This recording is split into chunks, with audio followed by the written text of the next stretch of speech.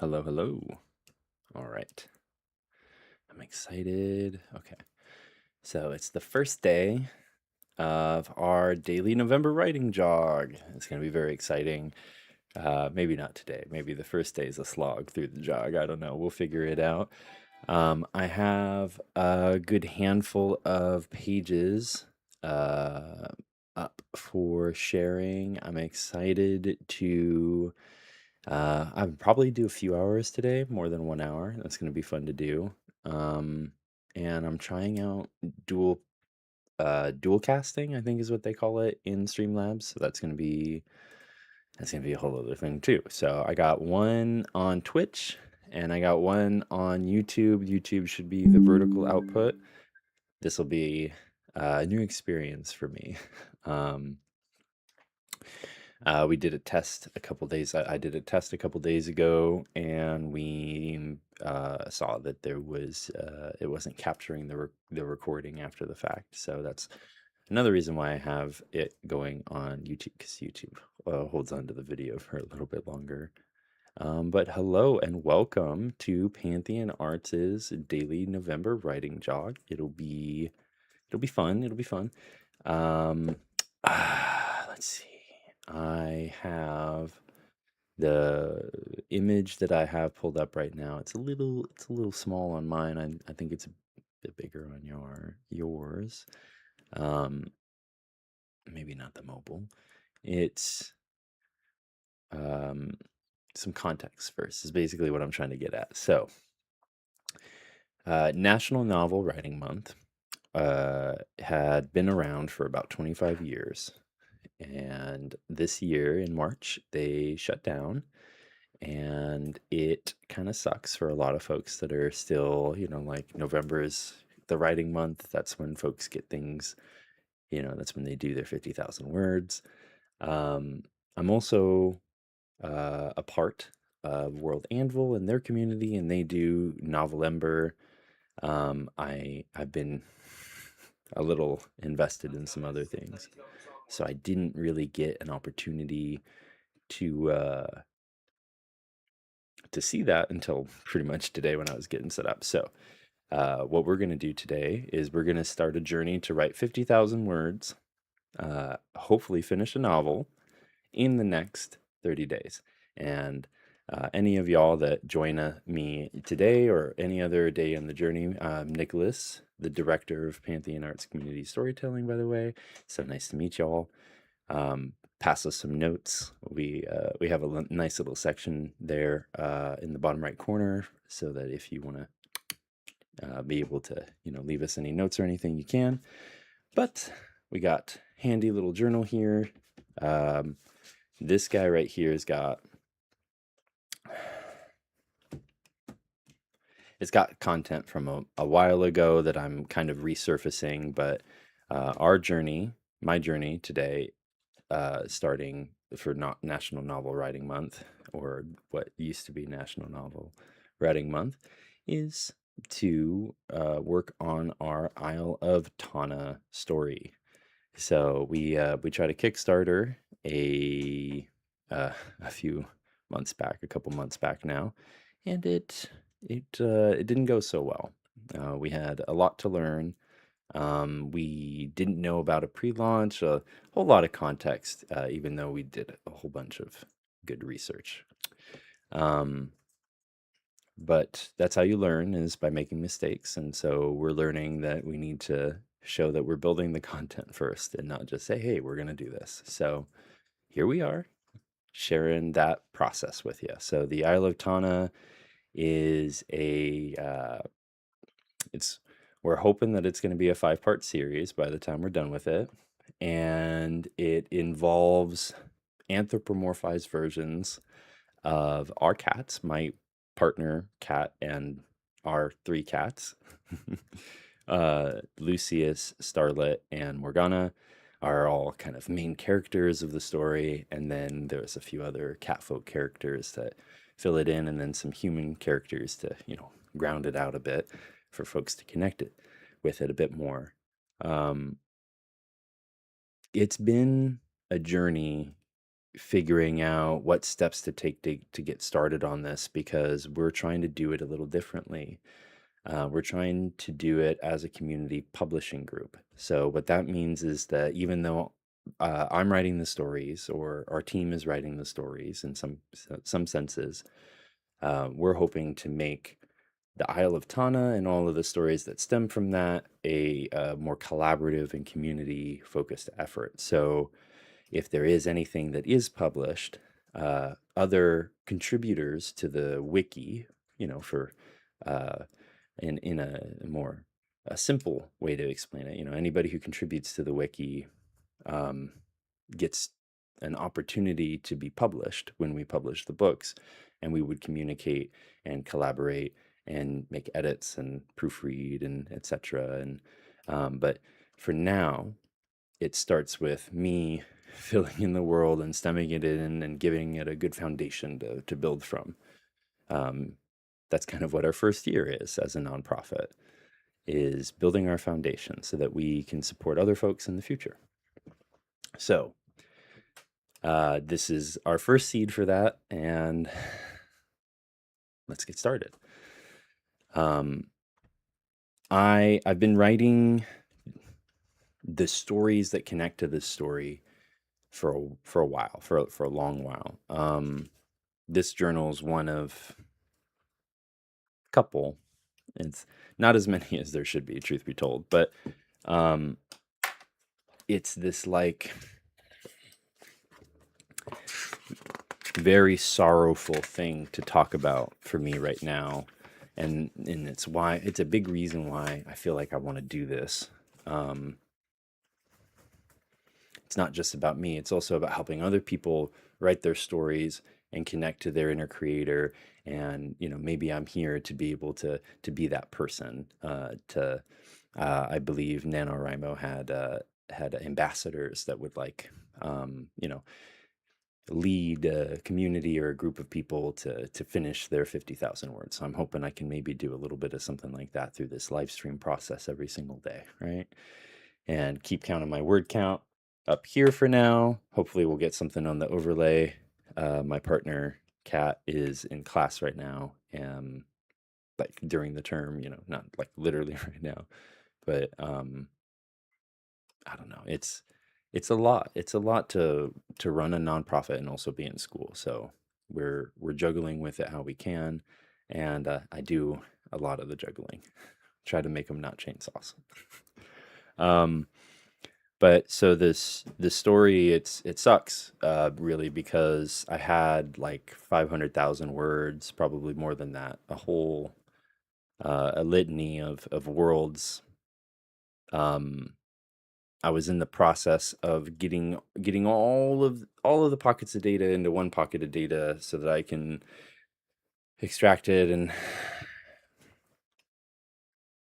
my dad passed while I was in the process of doing that, and then payment was stopped because I was grieving, and then I lost all of my stories that I've been writing since high school.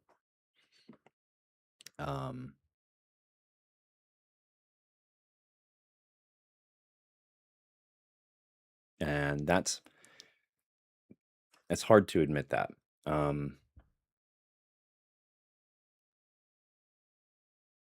So I'm hoping that this will help me create like the first steps, like build up that confidence to maybe do like a dev journal or keep track of it, and have folks be, have you all tell me, what's the next place I should go to build out the content that's distant and scattered and lost in my, and now it only exists in my brain, and I need to get it back out on paper someday.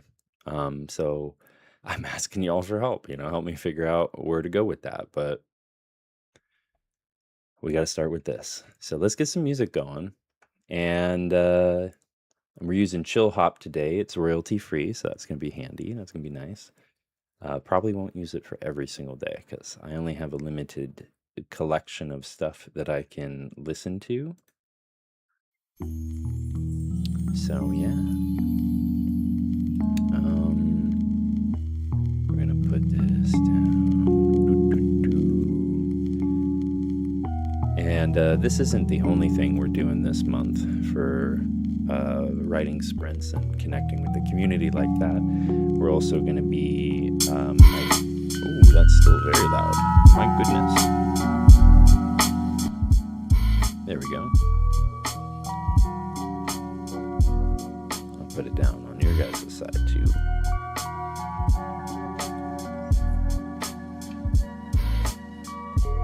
Like 60, 50?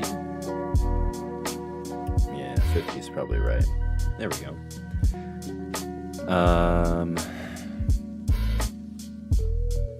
Yeah, I had to put it down like 50 on my side too. So today I was thinking what I would start with is building out the meta a little bit and provide a little bit of context as to what we're doing here, and maybe even build out some of the back pages a little bit, kind of do some outlining. That's usually how I do my writing, is I do a little bit of I do outlining one day and writing the next day, and I can't really, that's not how writing sprints are supposed to work, so so it's just supposed to be about writing.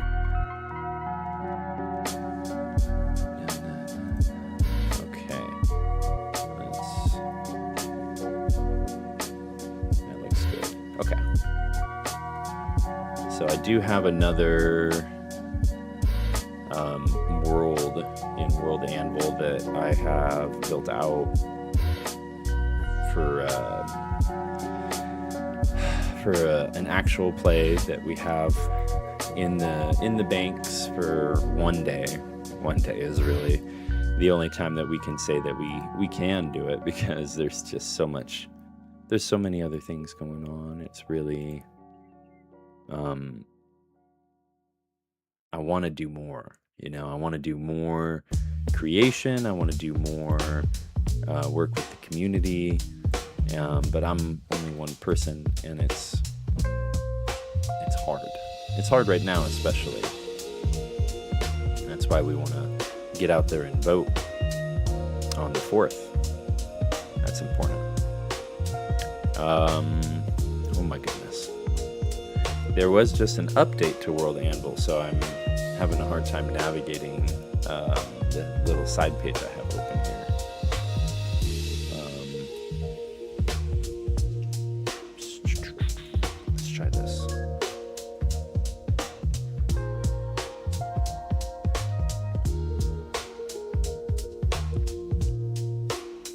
Okay.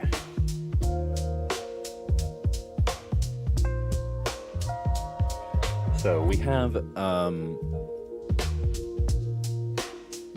Isle of Tana.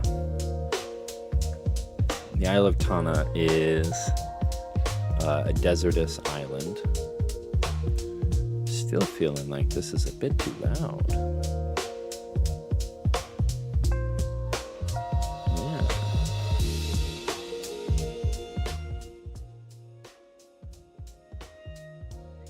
It's not changing it for you, but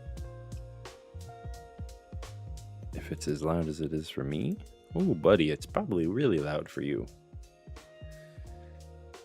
That's the thing that we didn't do for the test stream, was music, so I'm glad that we got to test that out real quick. Chat is not popping up in my window. There we go. I gotta at least see if there's folks in it. Okay, so we have the Isle of Tana is in its own. It takes place in its own world, its own reality, and the Isle of Tana is on the far, far east side of this oceanic planet.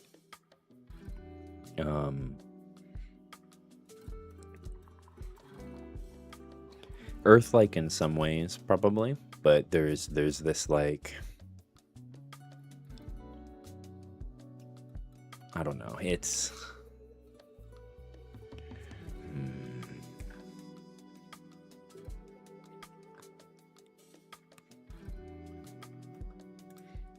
okay, so first thing we want to do is get a category for organizing locations, right? Locations on the island. So we have the Isle of Tana as itself. So we would call that probably an atlas.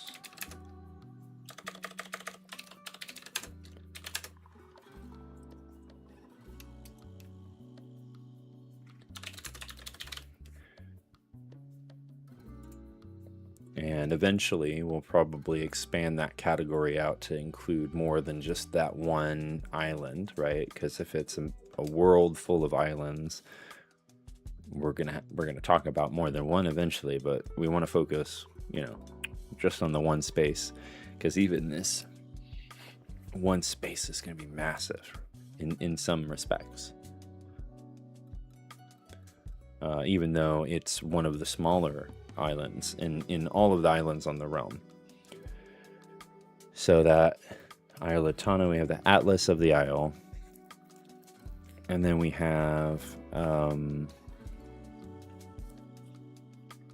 so then in the Atlas we would probably split it up by regions, or because it's already this is continent, right? Is how we would think about it. It's split at continent right now. So we would do category at this point, and we would do regions.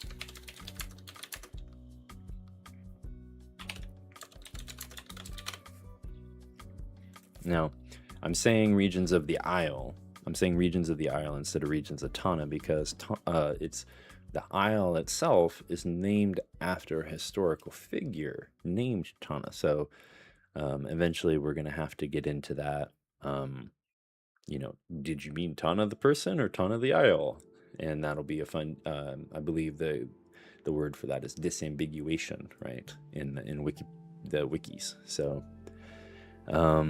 we go regions of the Isle. And for this first week, I wrote out, I tried to do like every single day focus on a different prompt, and I don't know if that's gonna work, piecemeal it out like that. So I did for this first week, I'm gonna focus on just like the beginning region of the story, the Black Peak region of the story, because in this quintology, the first story takes place mostly in the Black Peak region, and then it's like half of it takes place in the Black Peak region and half of it takes place in another region to the west. So the whole of the story is like transitioning from the safety of the mountains down into the dangerous jungle and into the even more dangerous western desert. Well, I guess this way because the camera, right? So with that in mind, let's start with I got some other scrap notes. So just because all of the digital data, not all of it, most of the digital data is gone, doesn't mean I don't have anything, right? I have some scrap paper. I have this I have this cool little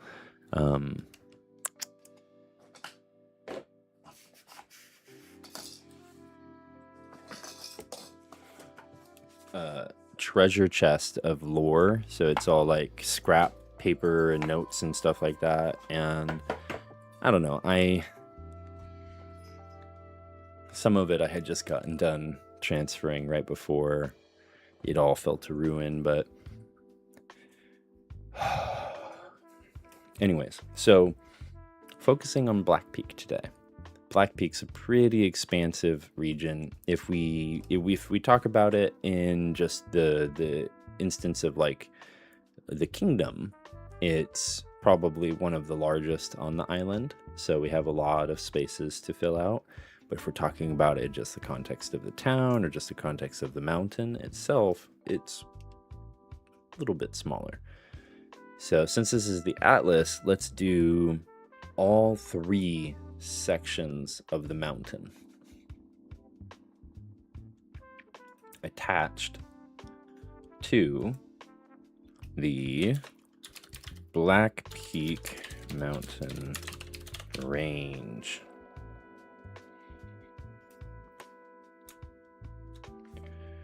So they're called the Black Peaks.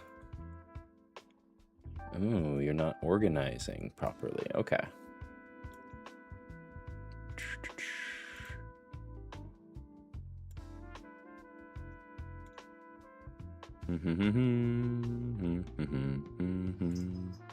That's fine. I'll figure out that stuff later. At least the articles are going to be organized, and that's what matters. So the Black Peak Mountain Range, they're called Black Peaks because they have this like at the top of the mountains, the sand and ash from a nearby volcano have kind of like settled down above the peaks, and it's almost like spikes are coming out of these ashes, and these blackened tips are like the soot, right, from the volcano, as it's the only thing that kind of remains is the ash, and everything else kind of silts down to the bottom of the mountainside. But at least that's how I named it originally. But we also have, the Black Peak Kingdom, and I don't feel the need to follow that convention with a lot of things that I do for naming story stuff. But the Black Peak Mountain Range and all the Black Peak stuff, that creates a lot of history with the name. So it's not just the region, it's not just it's like all of those things I was talking about. So we'll go with that's how you create subcategories. Easy. That's easy to do. Because World Anvil just had another editor update not that long ago. They don't do it often. When they do, it's pretty substantive though. Okay, so there's 3 peaks in the mountain range. They kind of like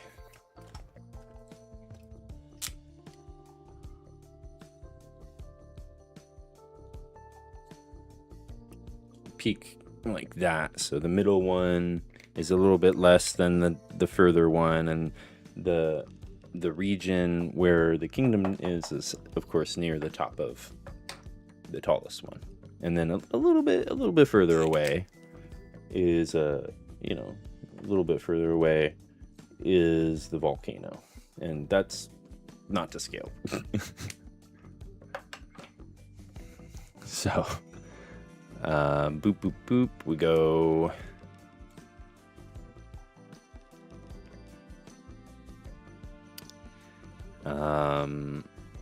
I pretty much only have the notes about the names and basic descriptions of some of the places. That's the only thing that pretty much survived from all of it. It sucks.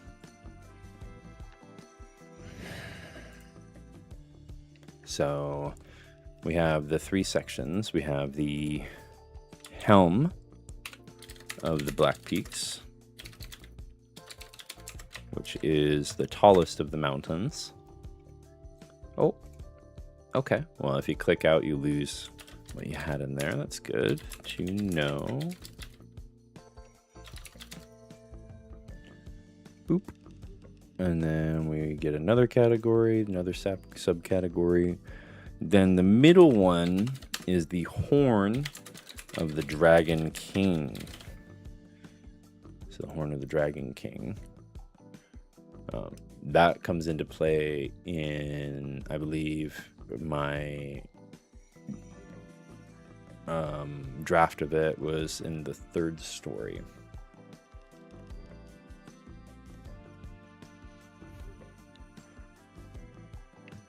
And then I'm going to reveal way too many details of things, like little teasers and stuff. Like, it's not actually going to say anything, because a lot of it is technically, it doesn't exist yet.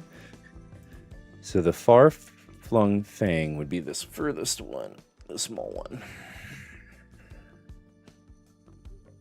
And then we also have the Black Peak Valley. So at the base, like these three mountains go along a ridge, right? It's like a ridge line of mountains. And then at the bottom of that ridge line, there's this rich, fertile valley full of township and farmland. And that's where the kingdom has really kind of taken root. And it's had this, like, not quite isolationist expression of themselves, but it kind of goes back and forth between venturing outside of the valley and no, we should stay in the valley and keep trade to ourselves and stuff like that.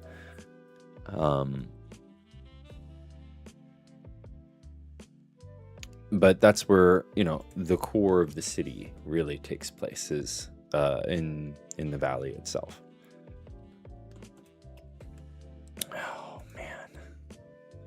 So these are just going to be articles from this point.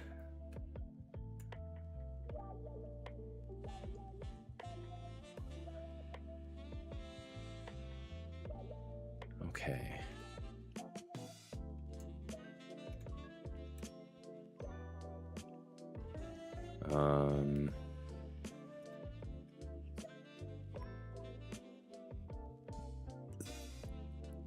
Okay, there's a little bit more notes than I thought here. Let me see if I can find my paper ones real quick. Yeah, they are right here. I thought I kept them handy.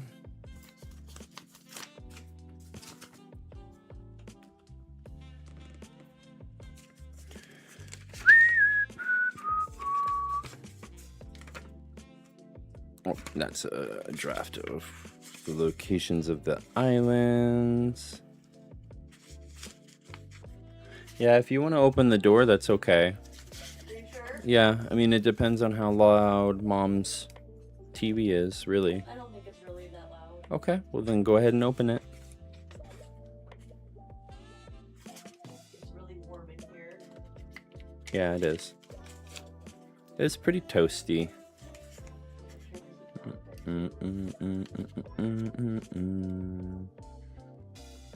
Okay, there's a big, that's a good one. That's for later on in the first story. That's not today.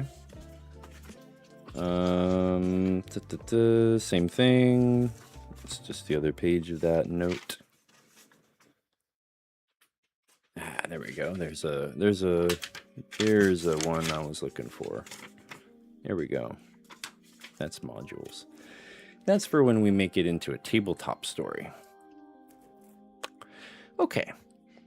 So World Anvil's great. Love World Anvil. You can specify the explicit article that you're trying to make so that as the wiki starts to be built, it has the cross links are kind of like built into it, with a bit more direction than like a fandom wiki or something like that. Not that there's anything wrong with it. Let's say working on the city first and the monastery. Yeah, that's where the story first takes place, is the monastery and the castle.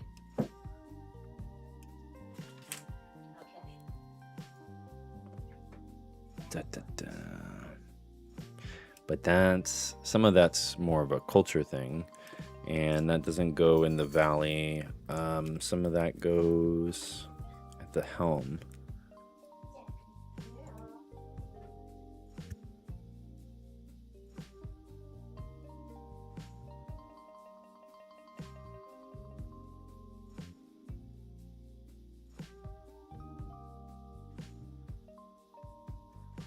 Okay. So we're talking about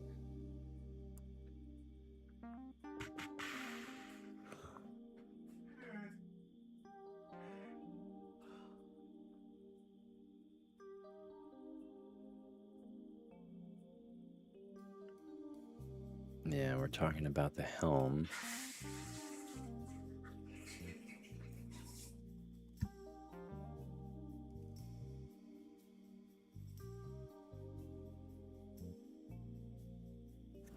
There it is. That's the name I was looking for. Okay. So we have this beautiful building. Yep, it doesn't have any notes about it. Just a page. That's what I thought. Okay. A lot of these things actually have no notes in them. It's just the name. So that's perfect for what we're doing here. Okay.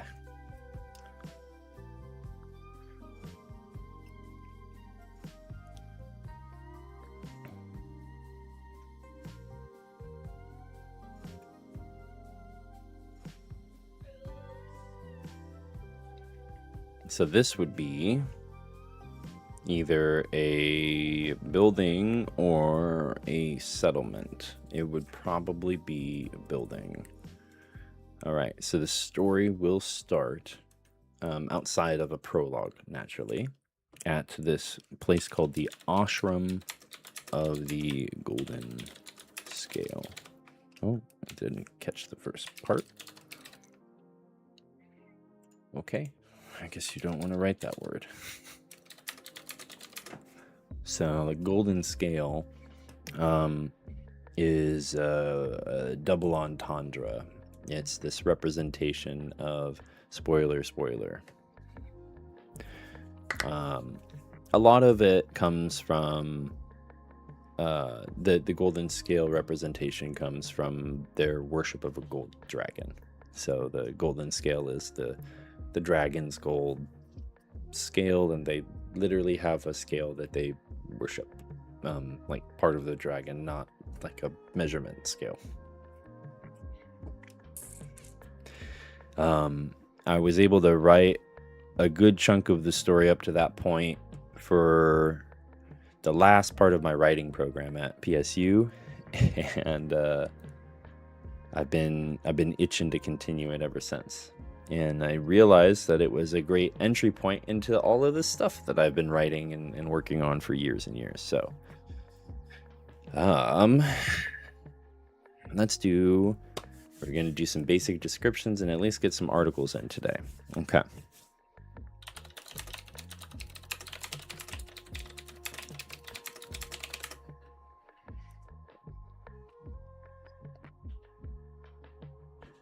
I figure the first 5 or 6 days, the first week, will probably just be getting some stuff in there, and then we'll do some actual typey a little bit later. But we'll be here for probably a few hours today, so let's see what happens.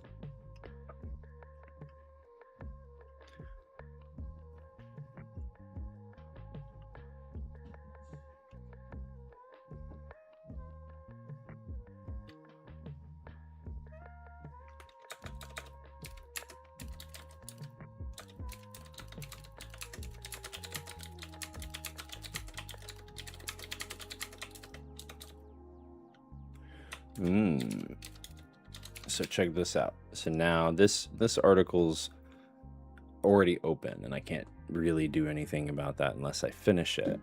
If it's anything like how it used to be. So what I got to do is duplicate the tab.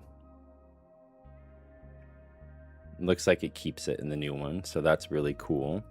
So I can just go like this. As long as I have something typed, it saves that article now, which is, whew, that's phenomenal. So I can just click here, and then I can go Helm of the Black Peaks is a geography because it's a mountain.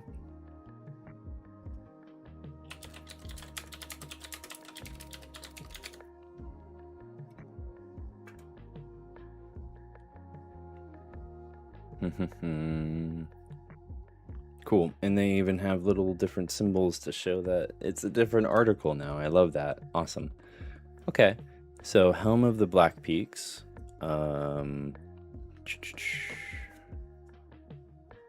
Maybe I need to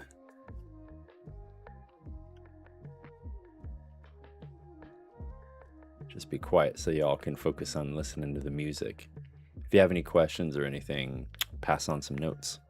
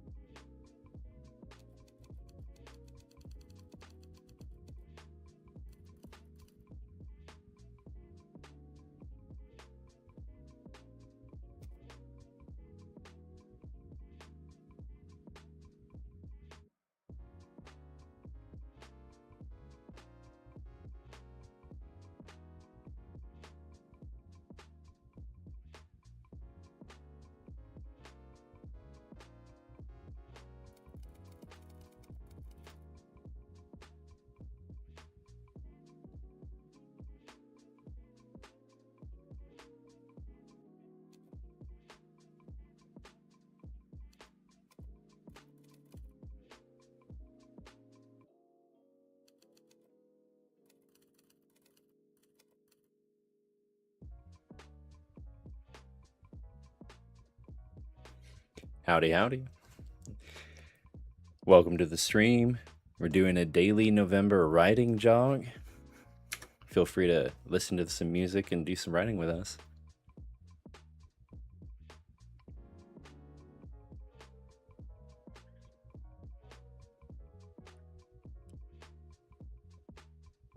At the top of the helm of the Black Peaks, I should say Black Peak helm, that'll update.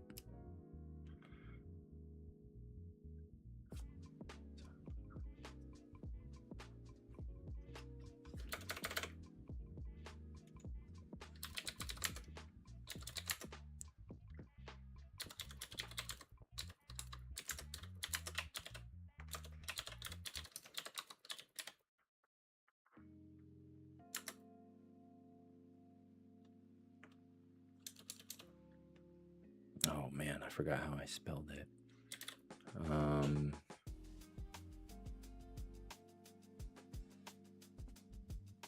Yeah, I think it was with an I. Yeah, okay. Oh man, the heat is really on in here. It'll be okay. I turned it down. I know you did. It's all right. The followers of...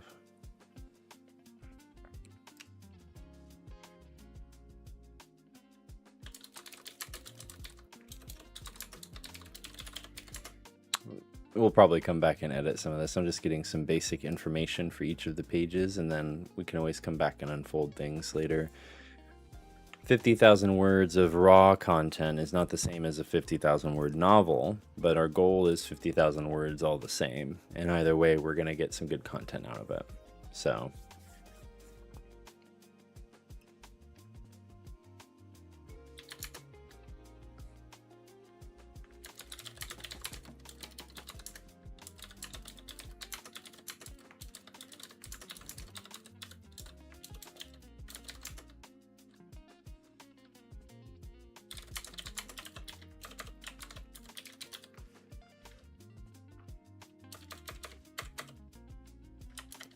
yeah, if nothing else, we got to come back for some cross-posting, so...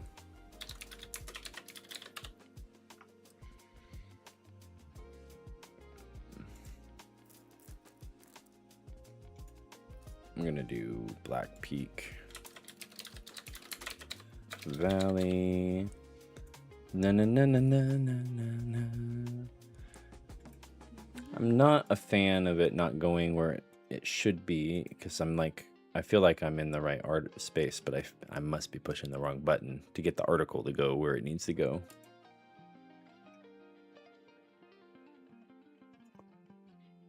Black Peak Pass, that moves to the top. It goes to the helm. Okay. Yeah, I probably need to push the plus. That makes sense. Then we go back to the ashram. Oh my goodness. So warm. I didn't even spell Black Peak correctly. Look at that.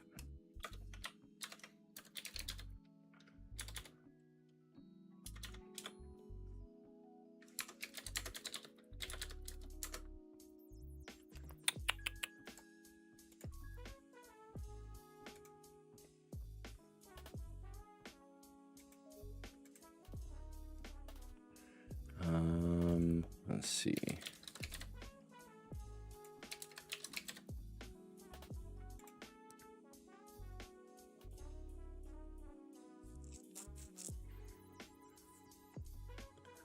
Okay. Yeah, I think that's a good basic description of that. So then what we want to do is probably want to go to make a new category based on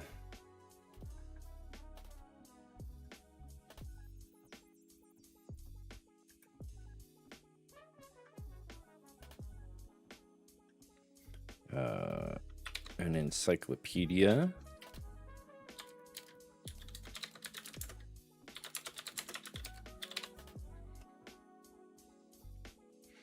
So whereas the atlas is more of physical places, landmarks, locations, The encyclopedia is going to be more about culture and lore and the details about the kingdoms that exist in those places.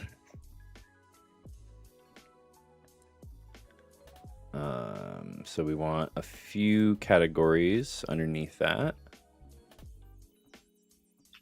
Tana, Tanarian aspects of worship. So Tanarian, of course, would be the tense that we would use for like the group of people that live on the island.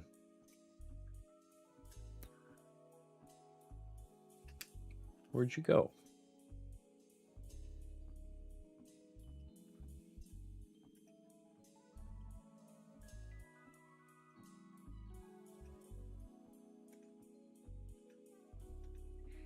Did I push the wrong button? We'll try something else. Legends and lore. So that would be, for me, legends and lore contextually is like, it's like anything that, isn't more recent history. It's more recent history, I guess you would say, maybe is like 50 to 100 years. So it's stories that create culture. Stories that culture are created from. Every mythology is built to talk about,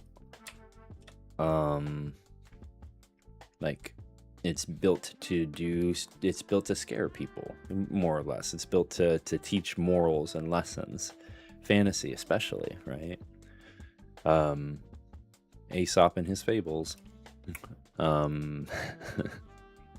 So this part of the encyclopedia, I have this term that I've made for when we're talking about supernatural creatures. So we have flora, of course, is for plants, and technically fungi would be its own category, but I put fungi in with flora. I know that it's wrong, but it's a technicality, because there wouldn't be too much else in there otherwise. As sentient plant creatures, at least, Fauna is, of course, animals, and then I use this term Fausta, of course, after the demonologist Faust, who I forget the story every once in a while, but and correct me if I'm wrong, but basically he was a demonologist who went crazy. He fell to madness, searching for answers to demonology and all of that context. And so in kind of an homage to his harrowing tale, there's this representation of him in flora, fauna, and Fausta. So Fausta is extra-dimensional, supernatural, maybe alien creatures, stuff like that. And then, of course, and other beings, because there are some things that don't really fall into any of those categories. A little over-explanation for that. Apologies. Sentient species.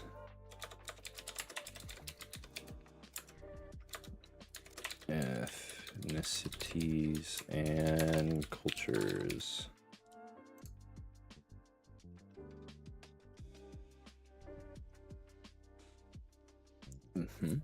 I guess I did click out of it.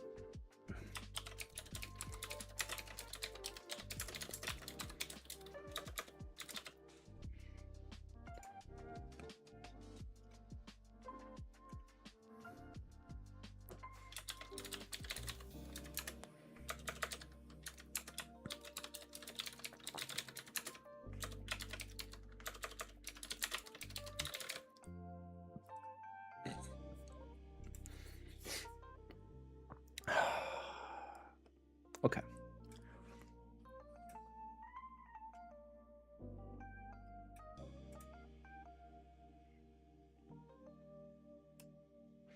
It says I should just be able to click and drag, but it's not letting me do that. So I got to do this so that when we can go under Tanarian aspects of worship, then we can start plugging in all the gods, all the deities of the realm, and then we can organize that some other time. I'm not just going to dump them all in there. So we have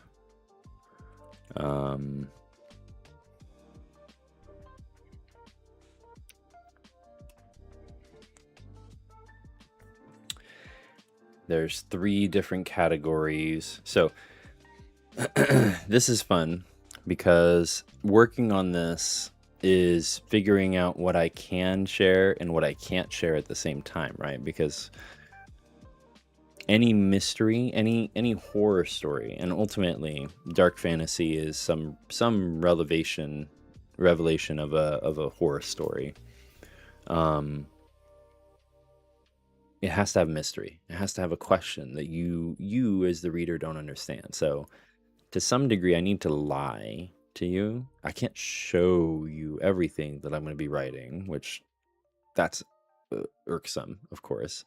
But World Anvil has a fun way to do secrets. So, I can do some writing offline and get that set up, and then you will never know unless I want you to. So, that's my way of saying is there's definitely going to be content that I can't really talk about, but I'll probably accidentally slip some things because I'm human and I mess up. That's the benefit of watching your live stream. Yeah.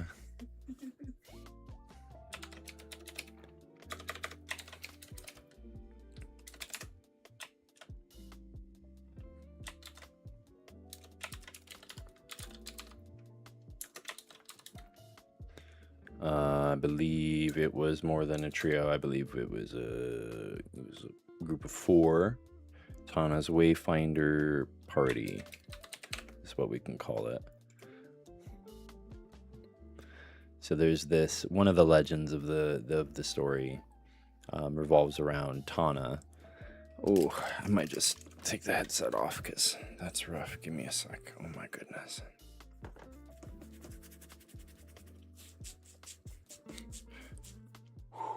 Is it like pushing into your glasses? No, it's the heat. So the headset kind of compounds it and it's making me nice and shiny.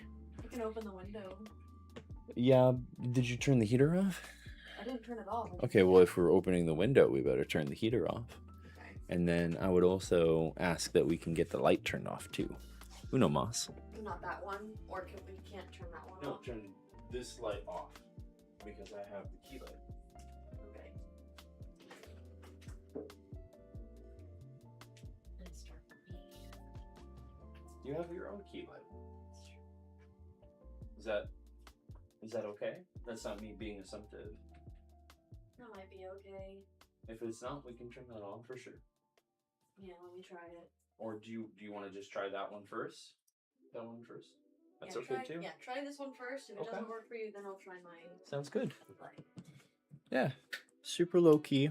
We're just hanging out. We're just doing some writing. Yeah, it creates a glare right in the center of my screen, right here. Dang. But it's okay. It's not like we're doing anything that requires us to see the word count right there. That's updated at the end. So. True. So we can just turn it off at the end. Whew. It was kind of dig it in with the glasses, though. Yeah, that's why I think that's why I don't like wearing headsets. Well, if I'm on the computer for many hours over many days, I got to wear these things. Otherwise, I get headaches. Yeah. So, And that blue light. And you ruin your eyes. Yeah. So I'll just. Ooh, there we go. I can hear the headset. I can hear the music. It's fine. Awesome. Okay, so we'll keep going here. We're just focusing on some of the beings for now. So we have that person is going to be based on Tana, And then we have I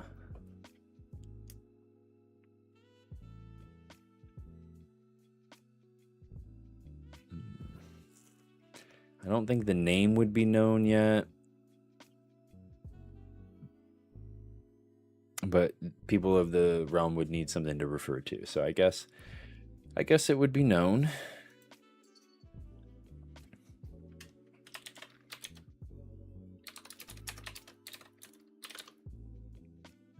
Oh man. The keyboard keeps turning off a lot faster than it usually does. Oops, I did it again. Okay. You heard me. Yeah, I just did a Britney Spears reference there on accident.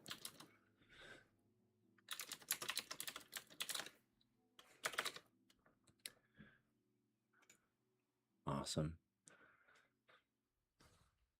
Hope folks are getting lots of words in. I'm still building in my my frame, of course, and then I'll be able to dig in. Today is also going to be really fun. I get to help out my buddy Brian with, I believe it's just going to be a live stream for his book release for Nicholas the Maker Part 3. So I'm excited to help out with that. I know my voice doesn't really sound like I'm excited about things. I don't have modulation. That's just like my normal talking voice. You know, like some people have resting bitch face. I have resting bitch voice. Don't laugh at that. It's meant to be sincere, not something that you laugh at. That hurt my feelings. I don't think it hurt your feelings. I think it hurt my feelings. I'm the one with the feelings that are hurt, so I think I know what's being done. I'm sorry.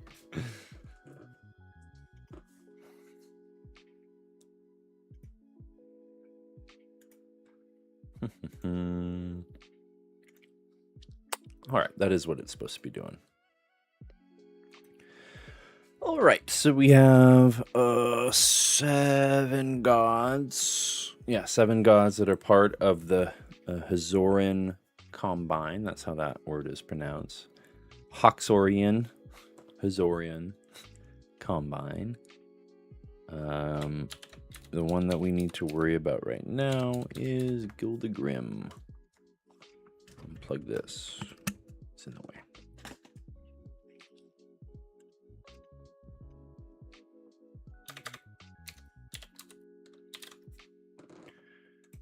Awesome. Gildegrim is a gold dragon that was instrumental in the creation of the Isle of Tana. That's why he is so imperative to get down first. I guess I could do this too.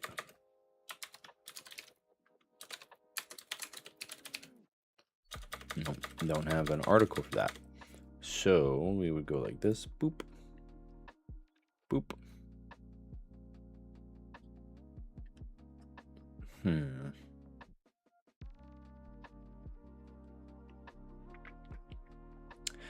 Would it be a generic article or would we do a geography? Let's see.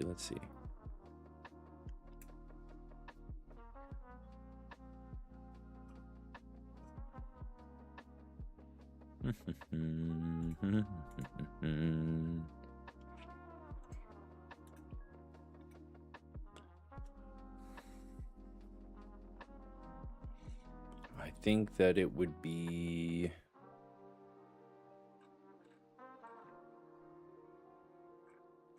Oh, sweet Christ, what happened?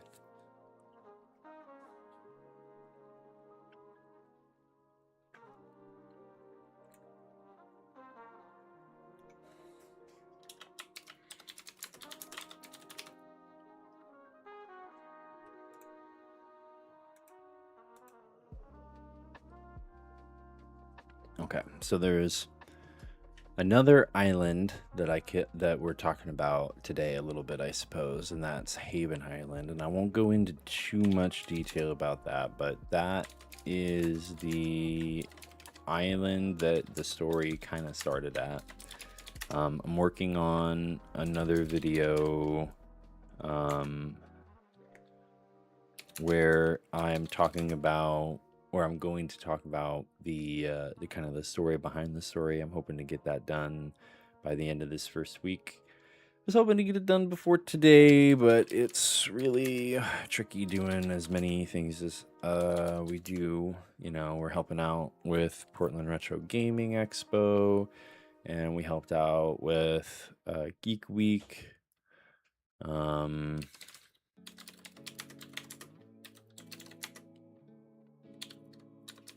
I don't know. It's tricky. We need a little bit of help in order to do some of the extra things that we want to do as a nonprofit, and we're gracious enough to be able to do things like the Scribe Moot at the Portland.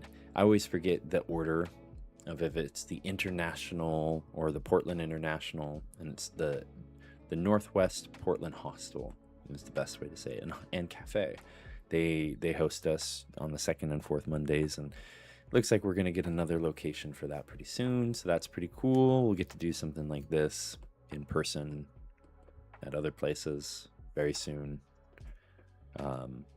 Less talking, of course, unless you have questions. I'm filling in the space.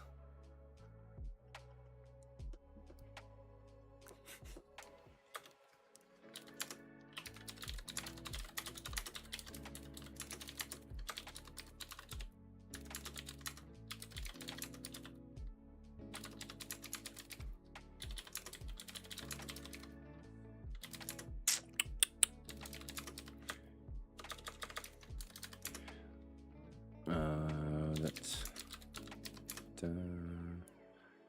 Sits on top.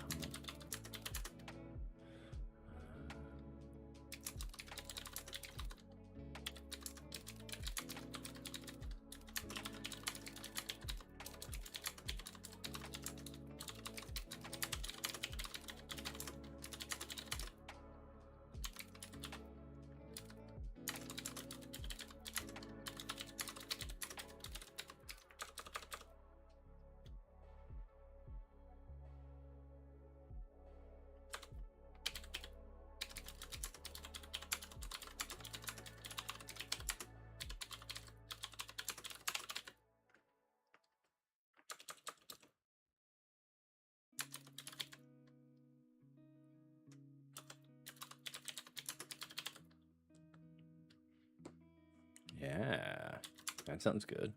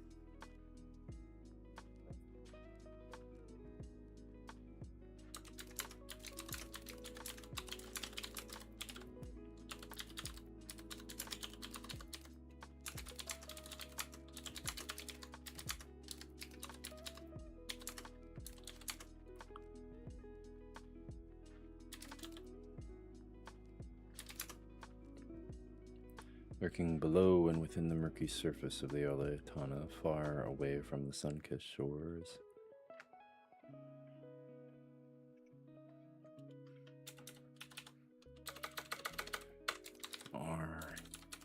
Chasms.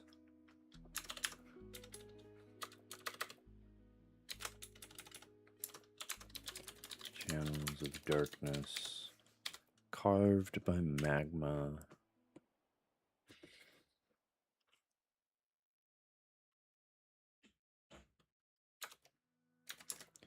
Veins that scratch a deep, veins that flow through a deep, there we go, cavernous underbelly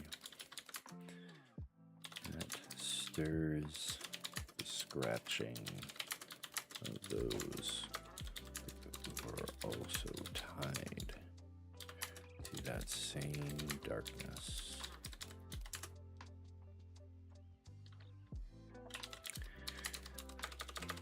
Crops above grow with great bounties throughout the forest jungle to the rich volcanic soil.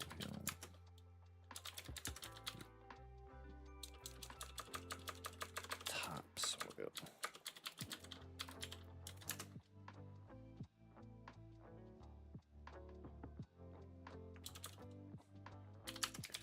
As such, the catfolk, or Grimalkin of yore, established new clans. They grow together in the desert, the jungle,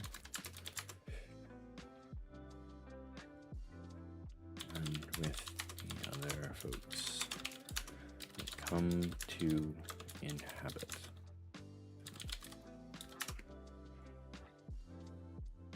So we need boop-a-doop.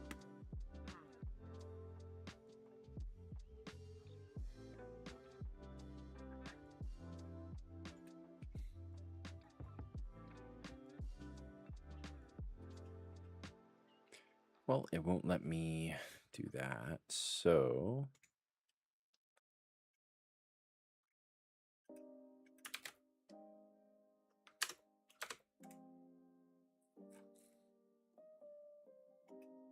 and then that moves to the encyclopedia.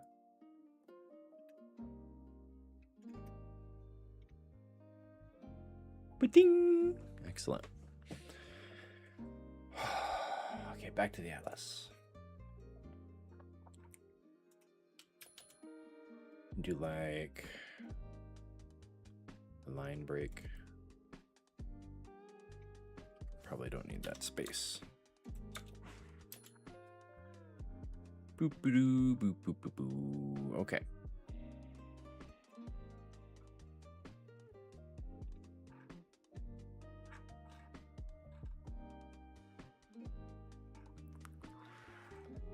This is not good.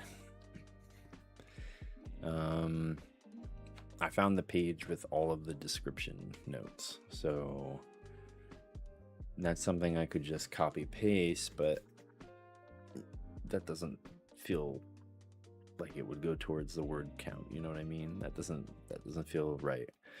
So for now, I guess I'll keep that out. Gotta get the content in there somehow. So if I transcribe it, see how for like half points or something, I don't know, because I'm still typing it during the time.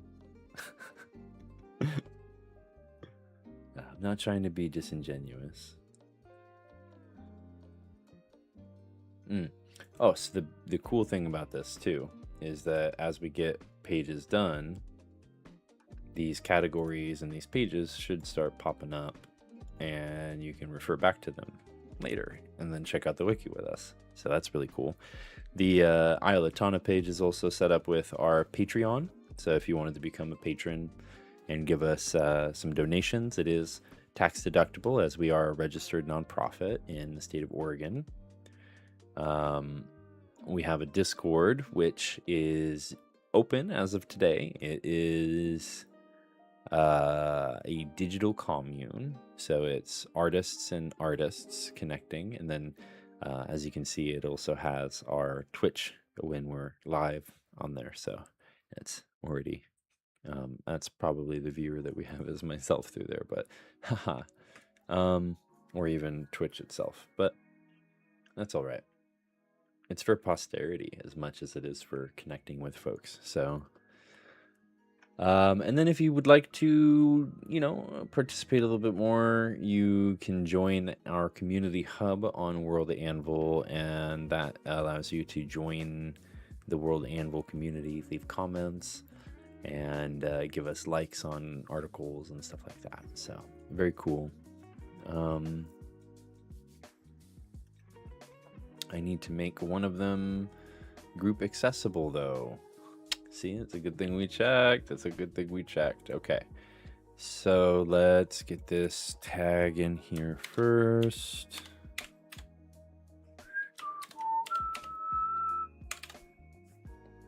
So on that page, it'll take you to the Grimalkin page. That's the name of our cat folks. Okay. Okay.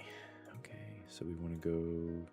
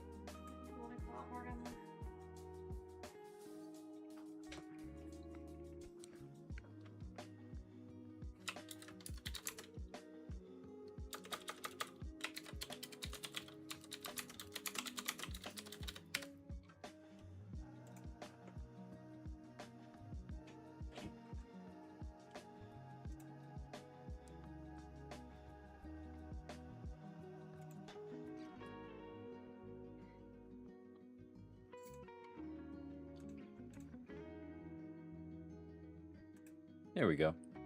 Now folks can assign themselves a role that gives them access to the community, and then that'll allow you to leave comments on articles, and eventually after today, perhaps after today's stream, when I'm done helping Brian out with his book launch, we'll be able to get it set up so that like depending on if you have that role or a different role that has been given to you, you can see those secrets that I was talking about before. So that's really cool. Let's go back to where we were.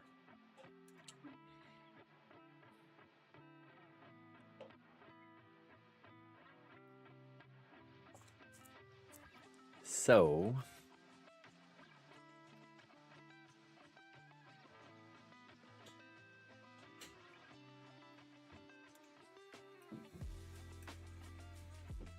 this needs to go full screen, I think. It's just too big.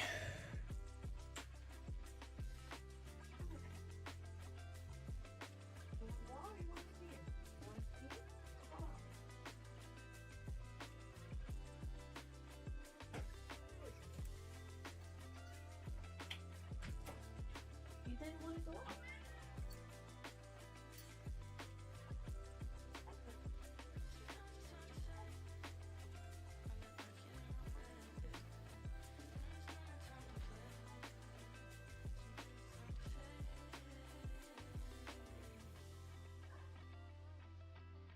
Okay. So I'm looking for. Come on, hot water.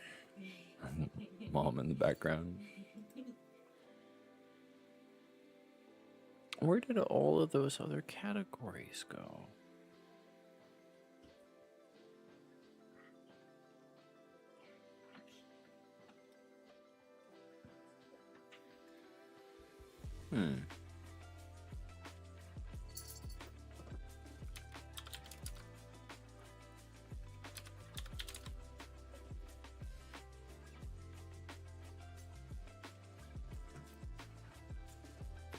Oh, because there's no punctuation.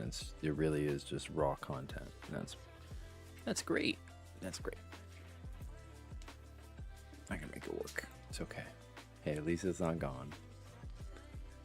There's very little of the data that made it, and I'm happy to have whatever I can of it.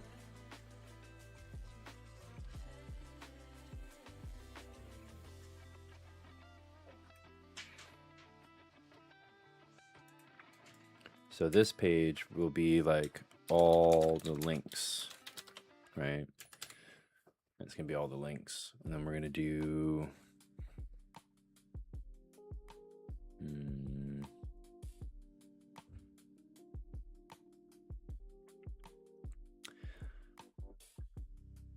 I don't like how this is organized, which is good.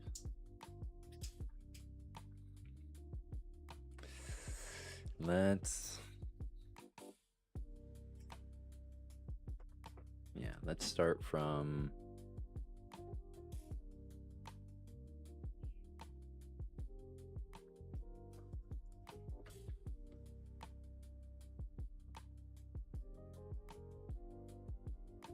I still don't have enough. I don't even have enough links in to build this. If this is like a table of contents, right? That's how you would think about it. I don't have enough links to make the table of contents yet. So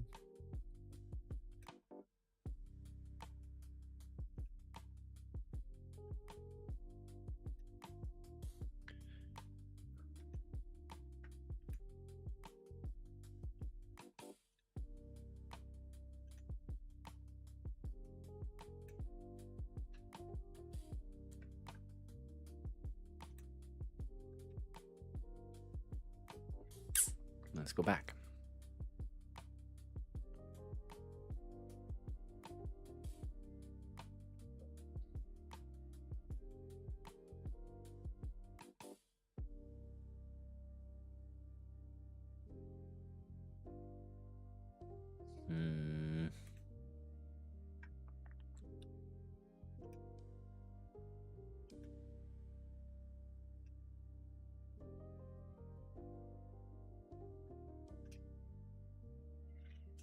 It's Helm of the Black Peaks. Black Peak Helm, Black Peak Pass. So it's not just the humans and the cat folks in the region, of course. There's also bird folk, and there's snake folk, and there's a handful of other species and sentient races, sentient species and races. And I don't have a name for some of them yet, even before the data got lost. So it'll have to be, I think I had just come up with a name for the snake people right before everything got lost. So I hope I got that in on a piece of paper somewhere in this big stack of stuff. I haven't touched any of this in pretty much the whole year. I haven't had an opportunity to since we started the nonprofit, which makes it kind of suck. Makes it kind of sucky, but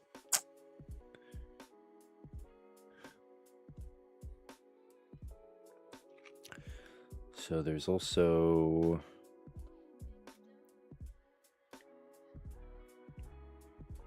that is going to be the keep is going to be a building.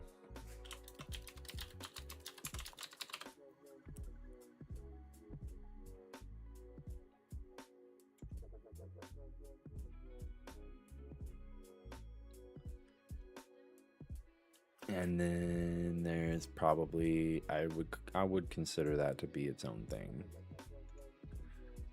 So the keep or the castle has this great hall, this huge hall of all of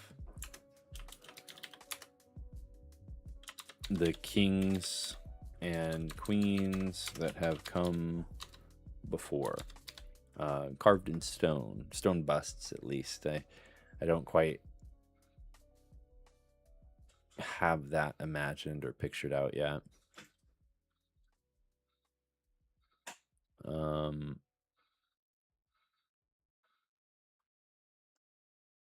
it needs to have an of.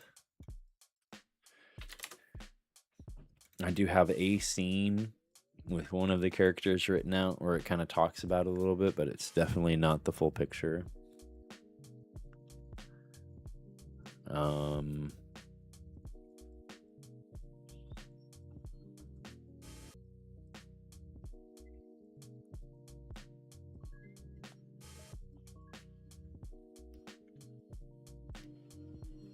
When did you make this?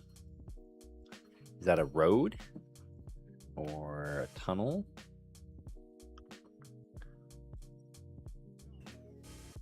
Oh, right. Okay.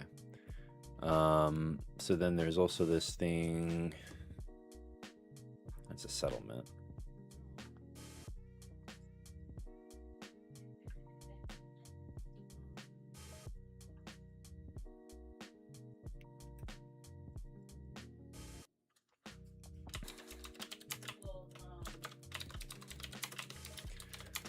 So in the magic system that we're creating, we call it well, the name might change. So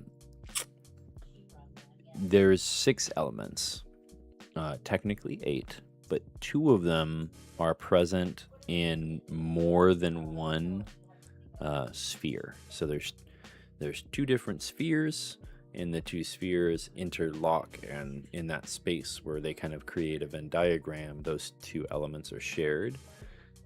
So they're capable of doing more adaptable, variable things, whereas the other ones are a bit more solidified in what they can do because they're outside. So there's like, in each circle, there's 2 magics that are about more specific branches of magic, and then there's also 2 magics that are a bit more adaptable, a bit more variable. So in one sphere you have the primal elements, is what we call them. So it's lightning, fire, ice, and wind. So fire and wind are the adaptable elements, whereas lightning and oh my goodness. Lightning and ice are a bit more specific in what they can do. Specific, maybe not the right word. And then on the other side, there's water and earth. So fire, the natural 4 elements: fire, water, earth, and air. So fire and air intermingle, and they create what we're calling currently an interelemental fusion. And there's another sphere of influence, of magical influence, but it's not relevant right now. It creates kind of a trinity effect. Metaphysics and the maps of that. I know I have that in paper somewhere because I never got that onto the computer, but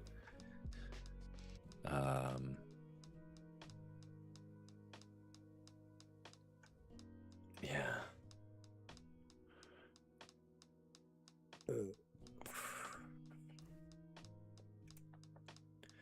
So then the helm also has this thing called the Remilden Corridor. And that Remilden is a city to the east. It's like the capital city. Pretty big. Lots of people. It's like a trade city. So they wanted to have a faster way to get around the big mountain than going along the northern beach or going all the way to the south. So I don't remember who exactly made the tunnel, but it's a big tunnel. So I don't know if that's going to be put under, is there like a road section? No. So I wonder if that would be like,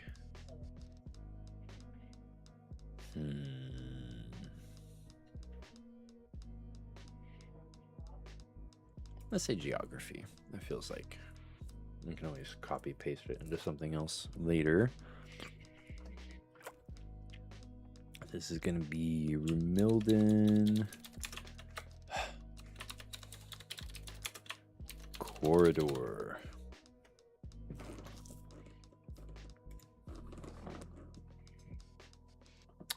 Okay. Very cool. Tunnel.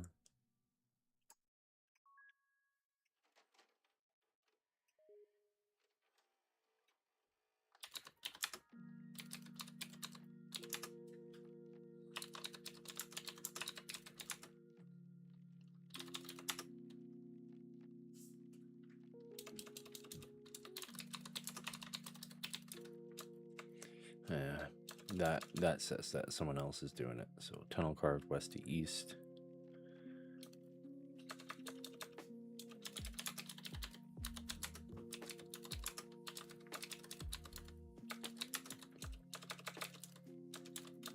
Oh my goodness, I need to move my keyboard over a little bit.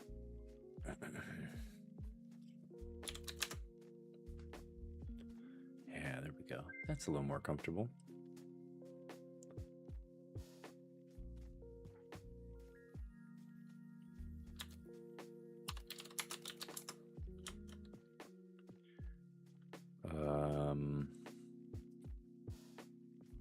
Oh, geez. I think we had just come up with a name for the jungle before Geek Week stuff started going off too. We did a few writing sessions to build out some content, but we never actually sat down.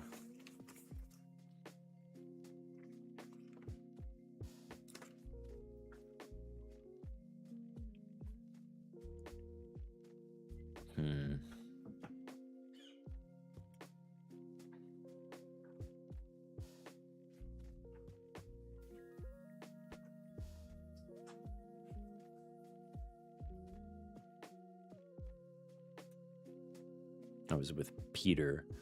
Peter helped me to come up with the name for this.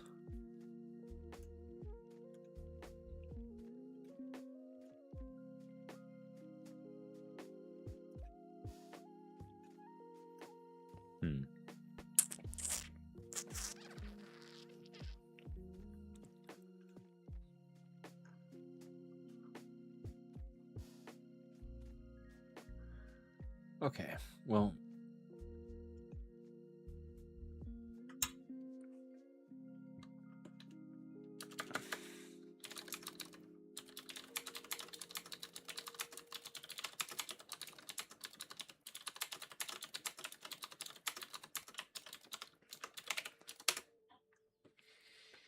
and then one more thing, and it's an inn.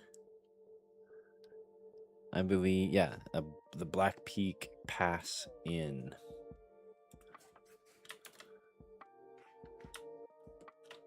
Black Peak Pass Inn. So I do have a map of this all made. So there's a good chunk of this that is like not just plot mapped out, but also like literally mapped out. It's on a different whiteboard.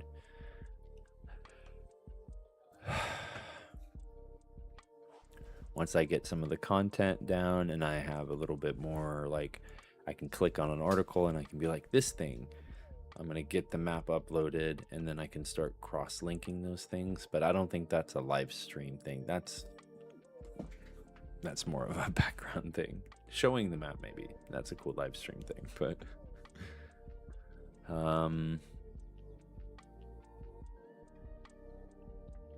yeah, that's the helm.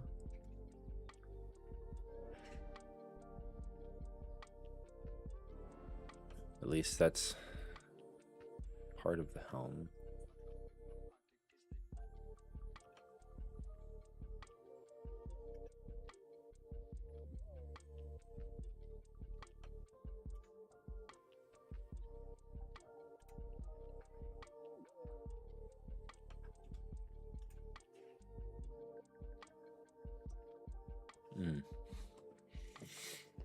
So there's also some articles for the mountain range itself.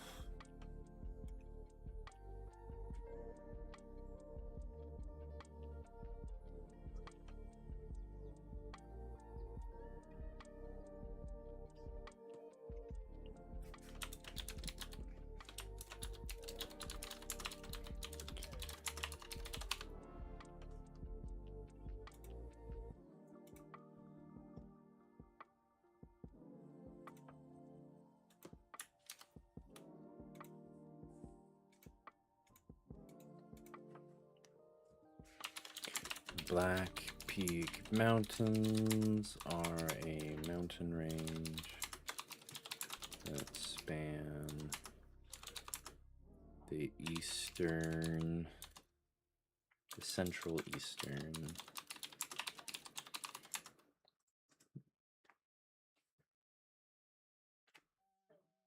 Yeah.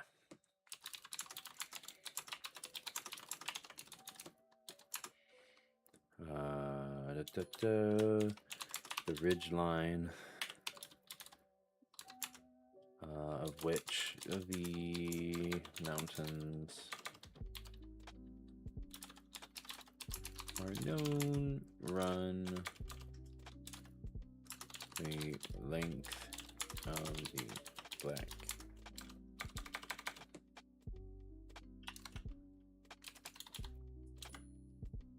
Black Peak Valley from north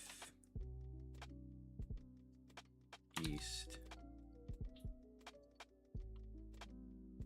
to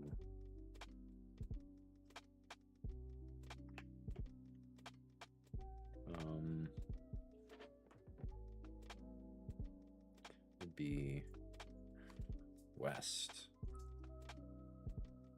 So it's going that way.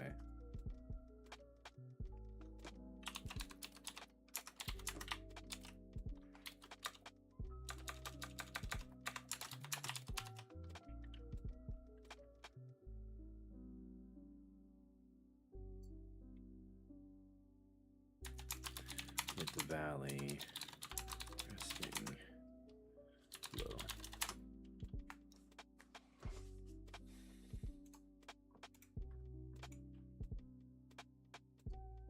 Okay. That's cool.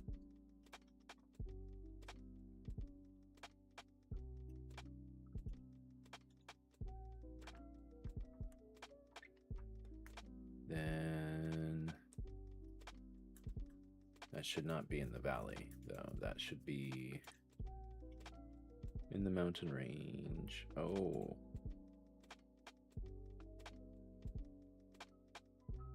What's going on? Oh, I think I know what's going on. It's giving me that problem.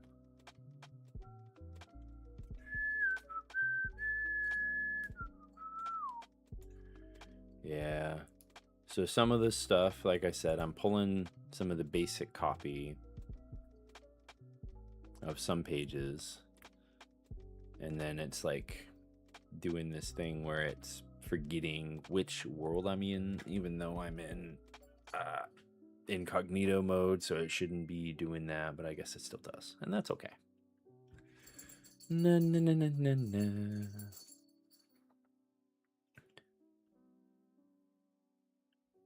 Okay, so then move you to where you're supposed to be. Black Peak Mountain Range.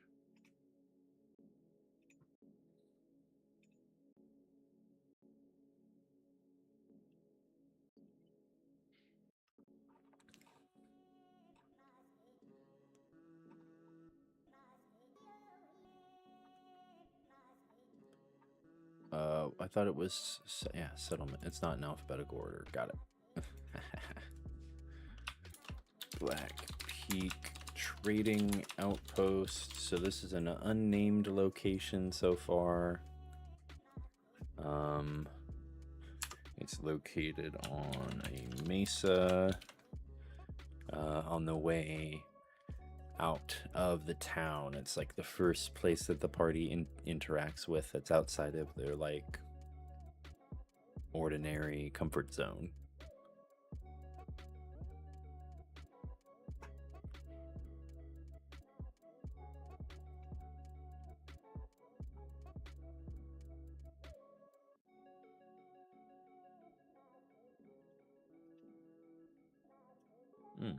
I see, it just puts it at the bottom. That works.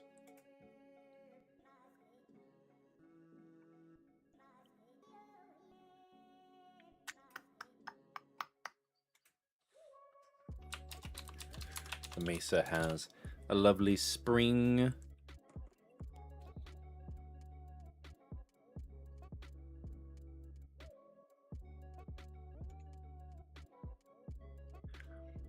It also has a waterfall that crashes down into that spring, or from that spring. The spring is on the mesa, and then the oh, I typed spring twice. Whoops.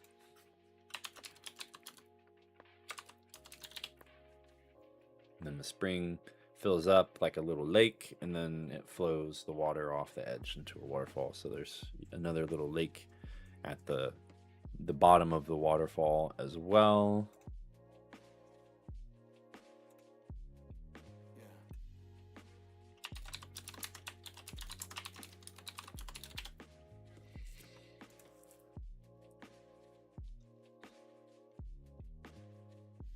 Should say Mesa Waterfall Lake.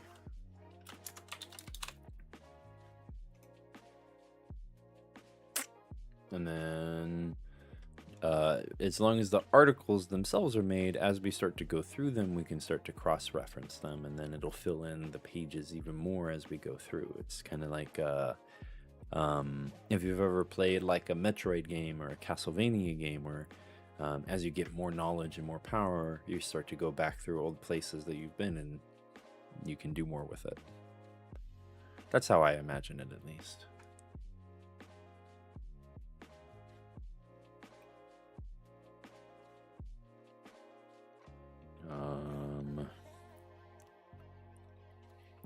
There's a mining town, unnamed. Oh. On the west side of the helm.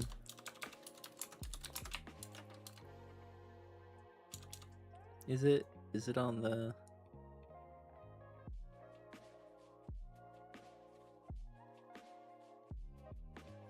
I know there's one on the west side of the second mountain.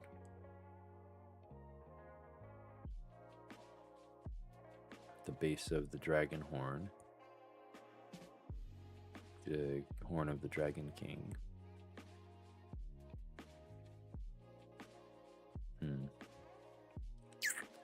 I don't know. It says...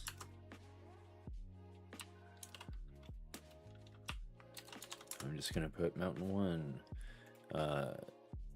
Old time referencing. Mountain 1 is a reference to Blackbeak Helm.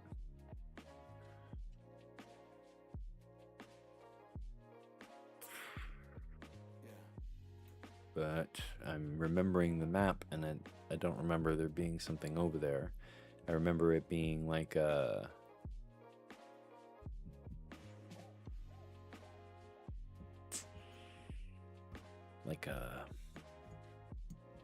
not a mining town, like a town for doing like hot springs, you know? But I guess that's in a different region.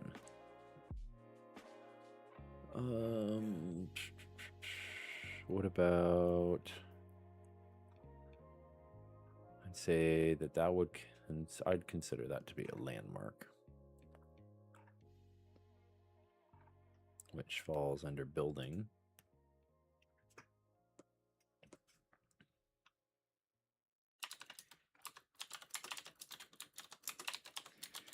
The valley and the mountain range is filled with these etchings from the Earth Talon tribe. beautiful carvings made from not only their ability to awl and scrawl, but also their ability to um, channel wind magic to, you know, um, chip away at the stone and create perfect carvings with wind, kind of like ice carving, but with wind instead of a chainsaw. I'm definitely revealing too much about this stuff, but a lot of it is just raw ideas, and a lot of that content is missing. And I'm excited to fill it back up. Oh, so there's two different things here. So there's the etchings, and then there's also the carvings.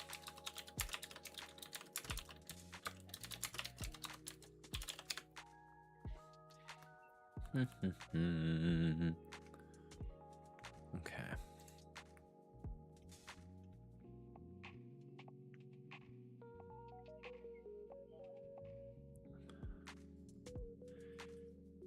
So my hope is that some of these things will give me a little bit more structure so that I can start to write these things out again.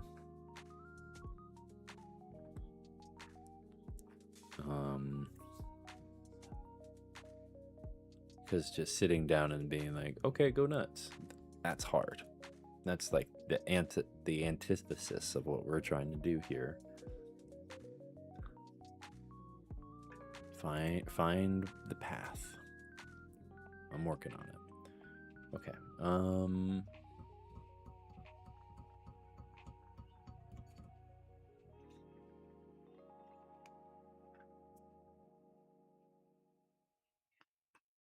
Okay. The Horn of the Dragon King, since we're done with the helm. I think we're done with the helm. Let's double check.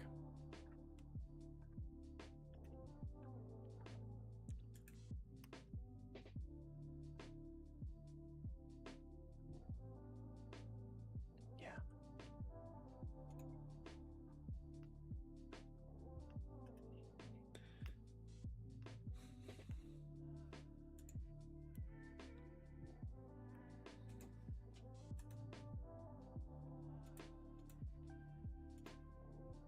We're going to want the mountain itself.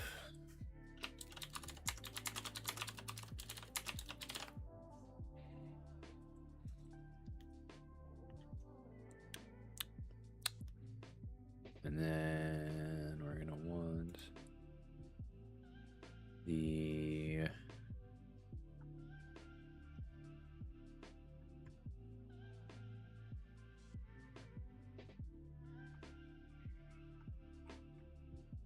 it'd be like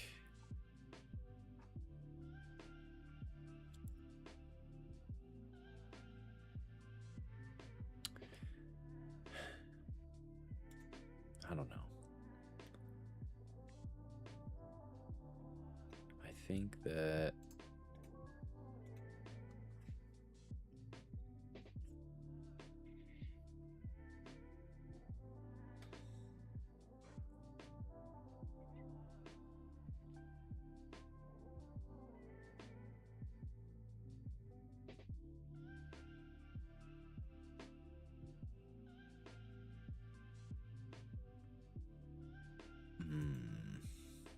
that naming scheme doesn't work anymore.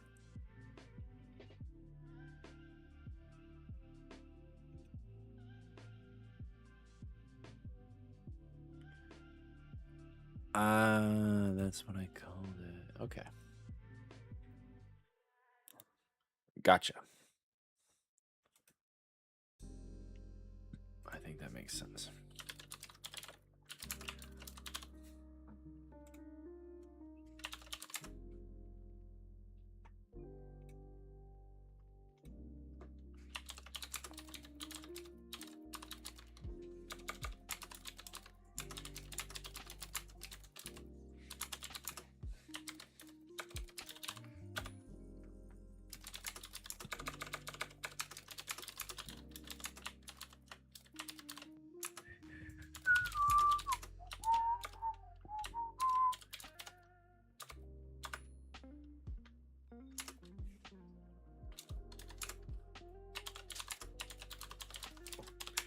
northeast section of the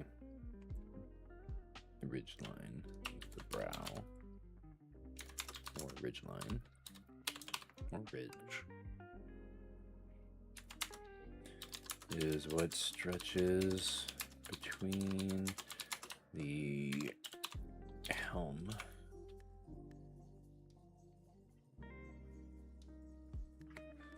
between Black Peak Helm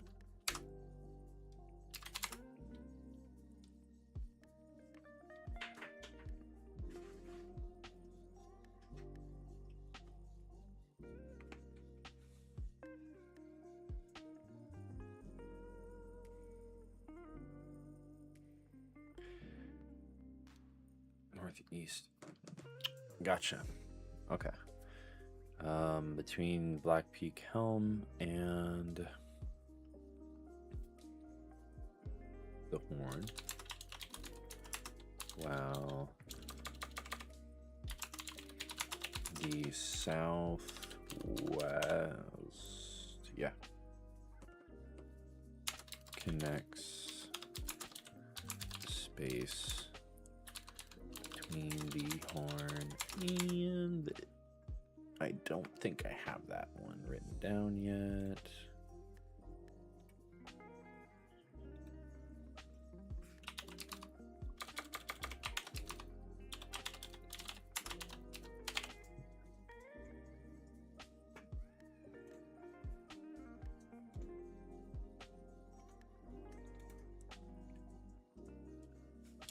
Horn and the far-flung thing. The farthest. The mountains.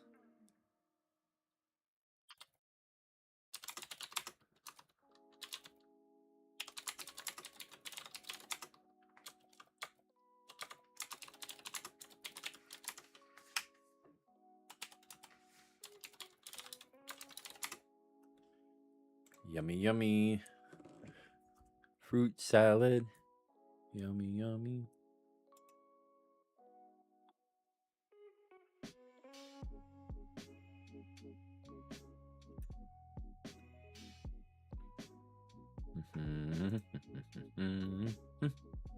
Okay. So then we also have another inn, the Black Horn Inn.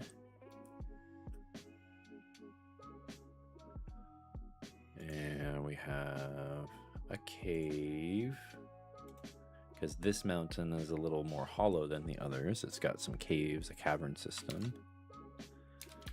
Cavern within the horn. The name, not quite there yet. Probably won't go there for a couple books, if at all. It might be in some of the side content. We'll see. I see it maybe coming to light in 3 or 4 with some of the stuff that we'll do in that.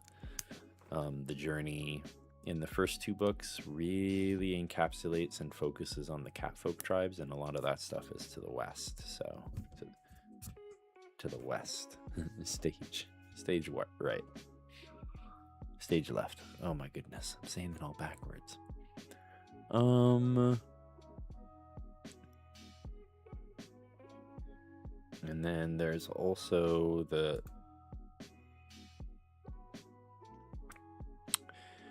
I guess we would put it as, it's not really a building. You probably would consider it a settlement. Yeah. Earth Talon. Clan lands. They're kind of scattered throughout all of the ridge. We gotta find a specific spot to put them though. And then we'll do the far-flung thing and get that finished up.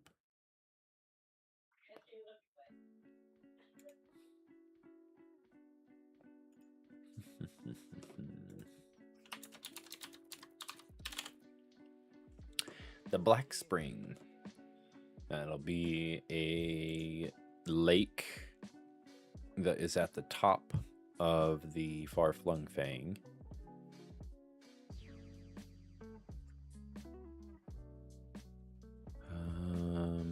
think I did settlement for that.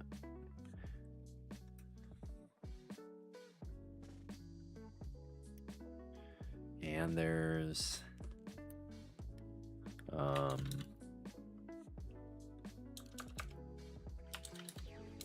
ooh, they're supposed to be a little bit more on the secretive side.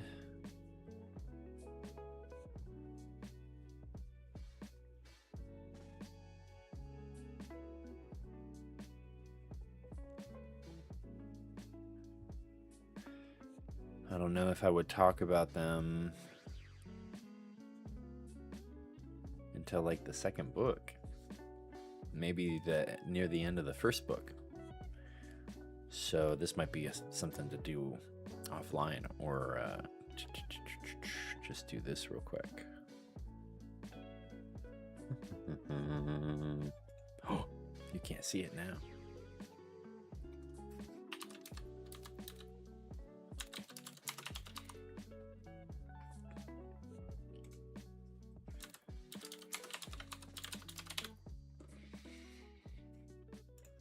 And then I would want to add,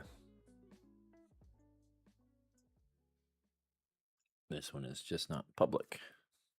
That's all I gotta do. But you'll see it in the sidebar the whole time. There's nothing I can do about that.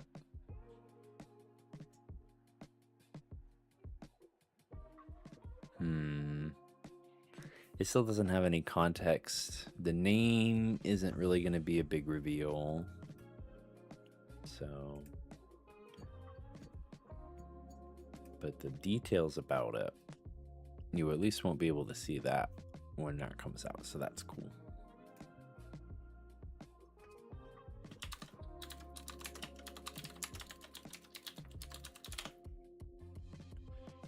Unnamed river that runs from the Black Spring, and a waterfall that goes down into the valley.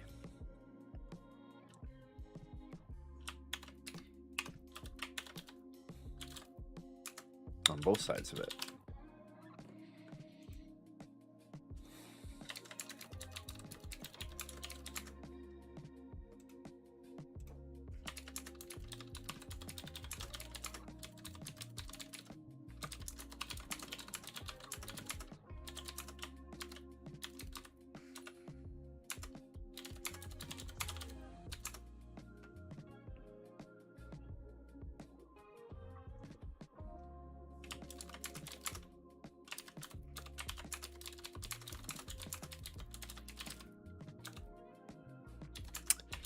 The northeast side traces the water into the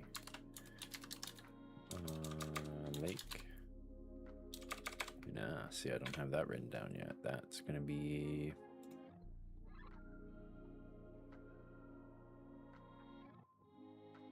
probably under valley.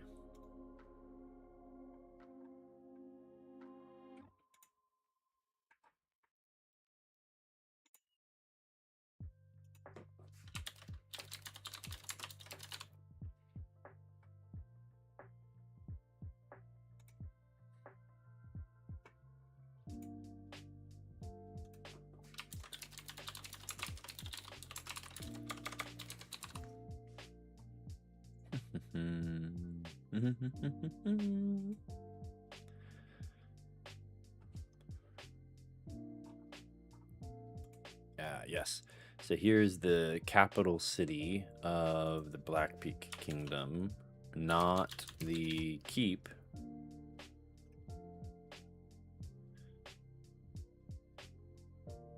Yes. So there's two different ones. So there's Blackwall, the settlement, and then there's Blackwall, it's not a building, but they call it the Blackwall, and it's a mountain. It's a cliff. I don't know what the correct term is for the specific kind of veranda that it is, but it's a wall of stone that's also lined with coal that provides a protective barrier to the east. So the kings have, in the past, mined a little bit of it, but the ultimate consensus is to keep the wall up as a safety measure.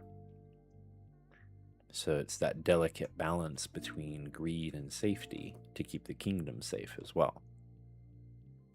And that's something that every single king of the Black Peak region has had to deal with. That temptation to just tear it down and get the rest of the coal in a very easy manner. I thought it's a pretty fun thing. Writing out the details for it will be fun too.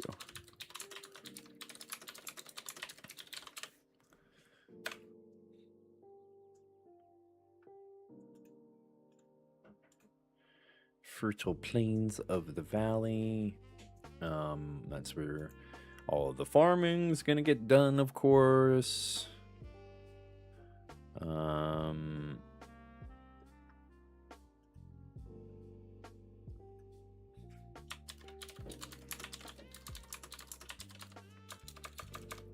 Yeah, I don't need to specify what the material is. That's a fun little side story about the town. The Sunken Spire is just like a regional landmark, like it's a local watering hole, and there's this stone that just sticks out of it, and it's like a meeting spot. Oh, the Sunken Spire, And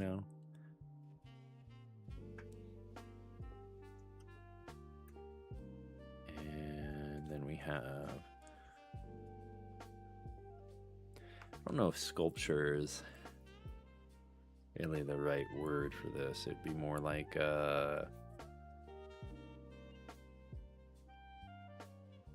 memorial, perhaps, like a statue that's memorializing it.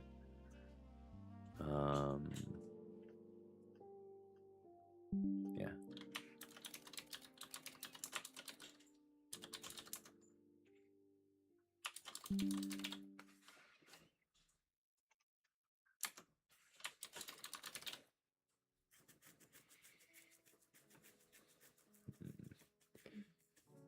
All right. I feel like we're getting to be at a point where it's a good time to stop. Feeling like getting some lunch pretty soon myself. Taking a little bit of a bio break before I get on with the rest of my day. Before we get on with the rest of our day. Do maybe a little bit more writing tomorrow. My word count is lacking. But, building in some of those outlines so that tomorrow or the next day I'll be able to do maybe 2,000 words or something, do a little bit of math here real quick. We say 50,000 words, right? Calculator. And divide that by 30 days. That's about 1,600 words, 1,666 repeating words a day. So if we average about 1,500, and we got some variance in there, so 1,500 words a day should be the goal, and ideally a little bit more if you can manage, then you'll be able to hit that limit. But the truth is some days you're gonna have more energy than others. You're gonna be able to do more writing than others. You're gonna have that spark to just get up and go. You'll have the ability to sprint. So that's why we're calling it a jog. It's a little less intensive. We'll be able to kind of get up to speed a little bit and kind of keep pace, ideally, rather than go, because it's a marathon for us, not a sprint.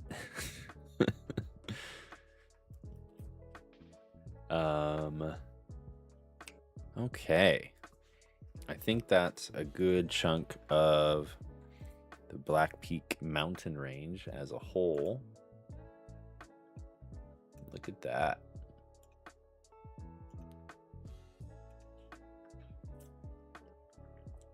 Very cool. Very cool.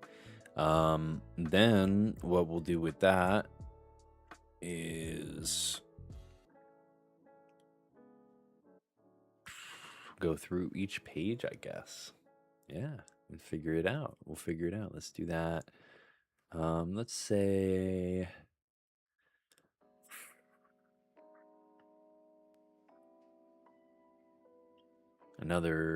maybe another 20 minutes. Another 20 minutes or so. See if we can maybe get some more of the path that goes for the story. Because while it is a large region, it's a large, relatively large island, and there's a lot of people that live on it. We don't go everywhere in the first story, so I'm trying to stay focused on, like, we probably won't go to the Far-Flung Fang. We probably won't go to the Horn of the Dragon King, but we're gonna go to a big chunk of the Black Peak, so might as well get the rest of that stuff. But I'm trying to stay focused on the specific places where the story's going to go. And then as we build out the story content itself, then that stuff can make it to the wiki outside of canon story material, of course. But we do want to post and publish this as a community published story. The funds from it will go into our nonprofit to publish more of these stories specifically, but also to pay other writers and other illustrators and artists and folks that want to get in on the story and participate like that. So it'll be kind of like our backbone. And oh my gosh,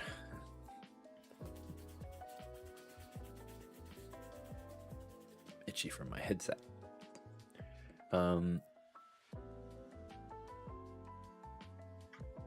So, ideally we'll be able to get one or two of these stories out before we can really have a good foundation of support, unless we get some good grants or something like that. But that's a whole other journey. Let's do... What do we want to do next? We're going to go from there into the jungle. We'll call it Jungle 1 for now, because I know I had a name for it, but I don't know what happened to it. It got lost.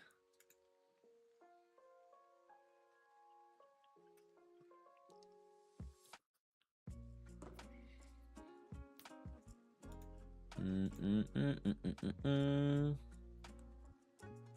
you need a reset? You do not. Okay.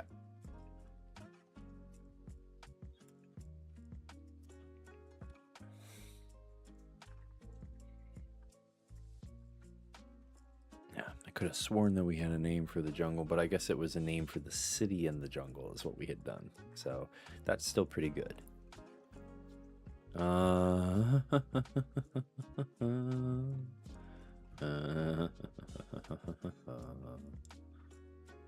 Settlement.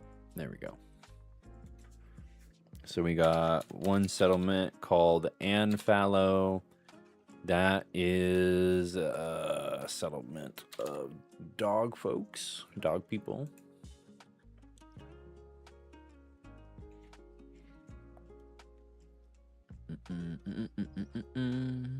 Settlement.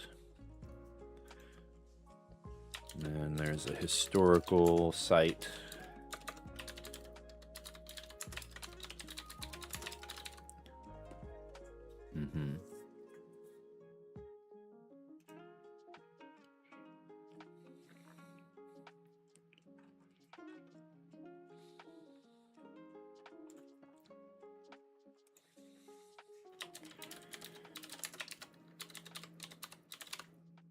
So we have there's this other species that we have, and I don't know if I would call it the actual name, but folks seem to enjoy it when I share it.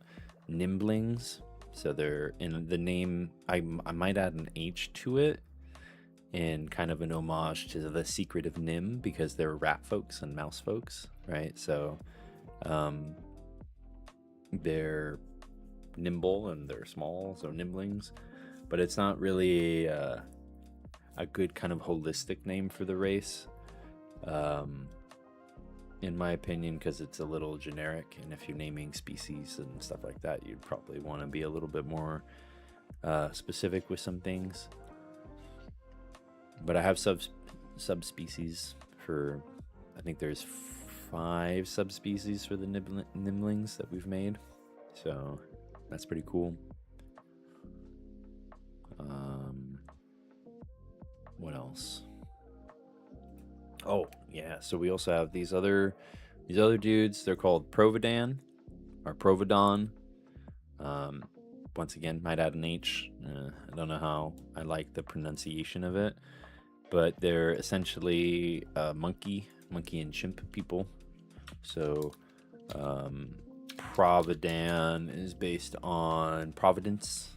So they're people are full of providence. They're full of good luck because unlike they have a higher range of intelligence than some other species, but not in a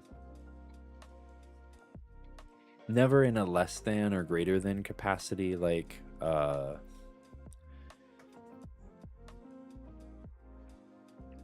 so there's this conversation about providing in tabletop games, right? There's this conversation about providing certain species or racial bonuses, and I agree that in real life it doesn't work like that. I agree that we all have strengths and weaknesses, and we all have different things that make us special, and the qualities that create that potential, for lack of a better word, right? I think that in a fantasy created world, in a fictional created world, some of that, I don't know if I would call it a rule. I might even call it a law of reality, that we all have the same potential, right? We all have the same potential, and it's the way that the world is. It's the perceptions of the way that the world is that makes us believe it's not capable of happening, right? Like, the world isn't made for people who are different, kind of thing.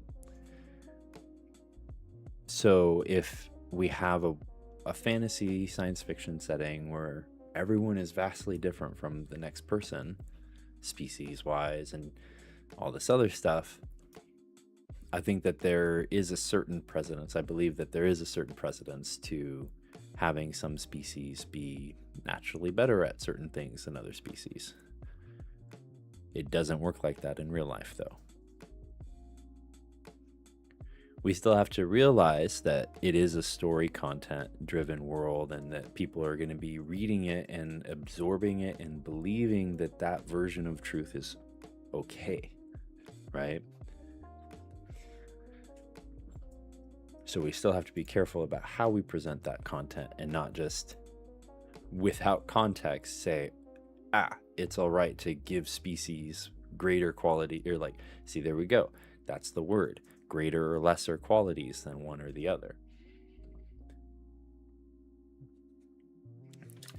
You have to be careful about voicing it in that way.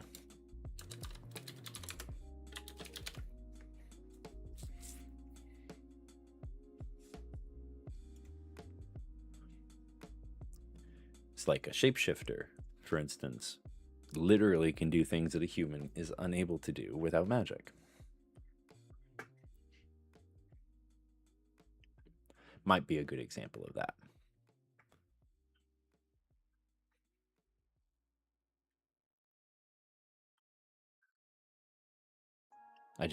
I remember when oh man, what is it called? I forget what the monkey folk race are called. In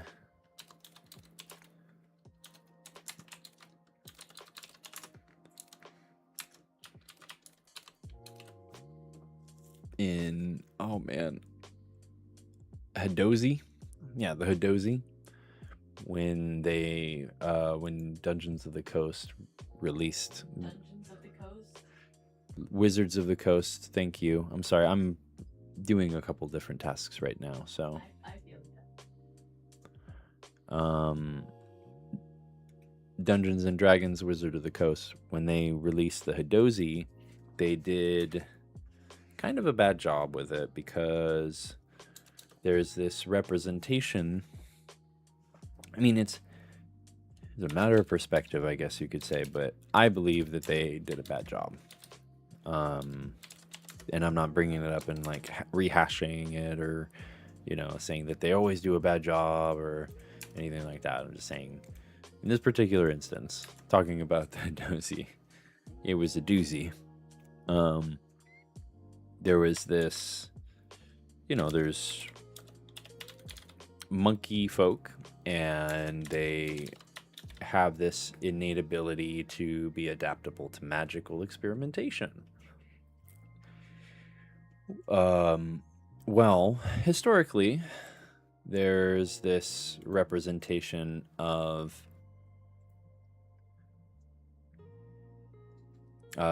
so what is it? We watch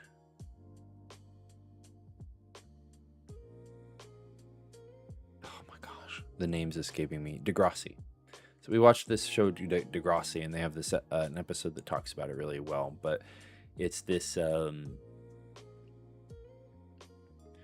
history of the word monkey or chimp in regards to African Americans or Black people, and it's this negative connotation that was kind of like brushed over when they made the history of this species, the Hadozi. And these wizards experimented on the Hadozi and made them more resistant to this magical experimentation. And it was just this like dark reflection of the Tuskegee trials, which is when scientists and doctors were just like kidnapping is mostly Black women and practicing like hysterectomy techniques and stuff like that. It's a really awful, gruesome time. And so it was monkey people being captured by wizards and then being experimented on and then being flushed back out in the wild. It's just, oh. So a long little tirade with that.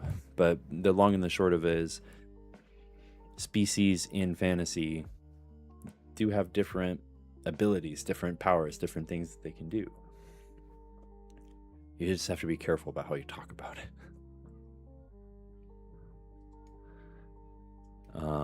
And not because it's PC, it's because it's the right thing to do. That's the other side of that, right? It's not because you'll get in trouble if you don't do it. It's because you want to talk about everyone with respect. That's how it comes down to at the end.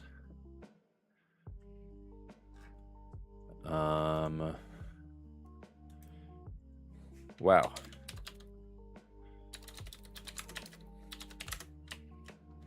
Oops.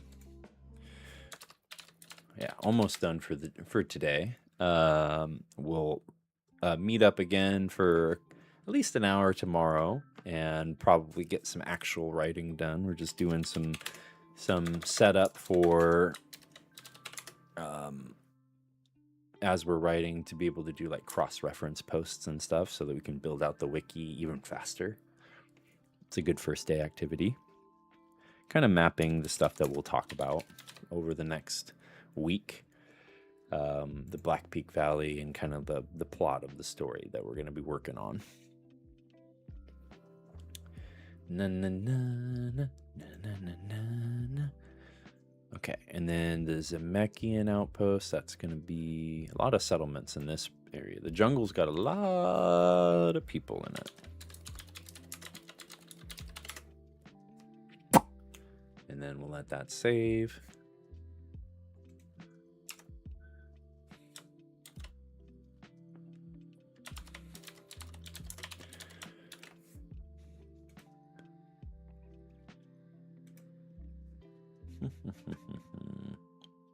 Human tribe. Jungle. It looks like that music is still playing. That's good. Hello and welcome.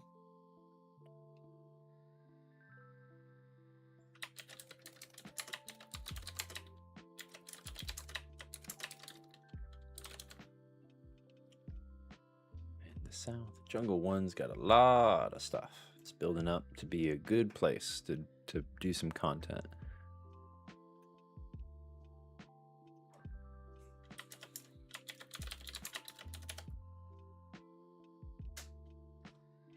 Okay, I'm gonna do Jungle 1. Still don't have a name for the jungle. We'll get there though.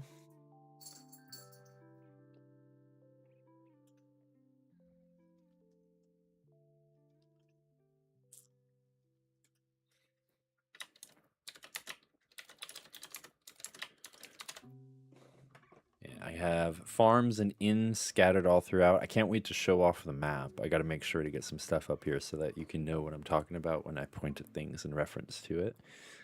But it was really fun. We did the TikTok method.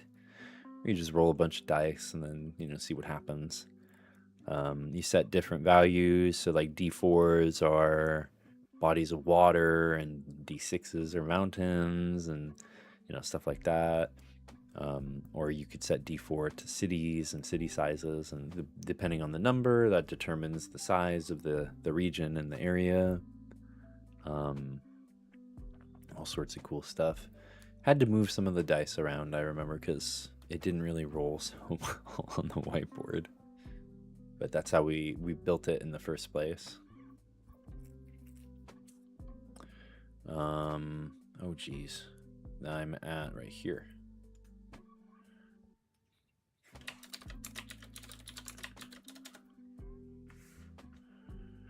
I gotta put one.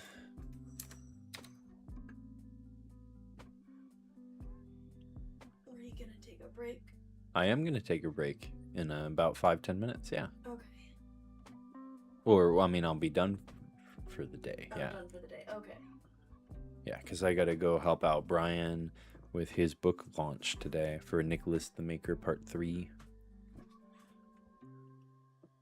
Northeast Jungle Bridge.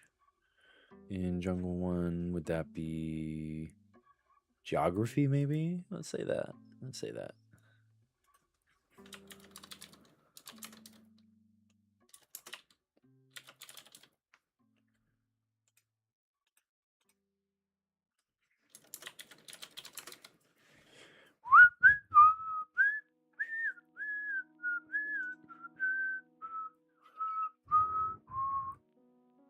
I'll stop that. That's probably coming out really weird in the microphone. No, the bridge did not come out as... That came out as a building. I set that as a building.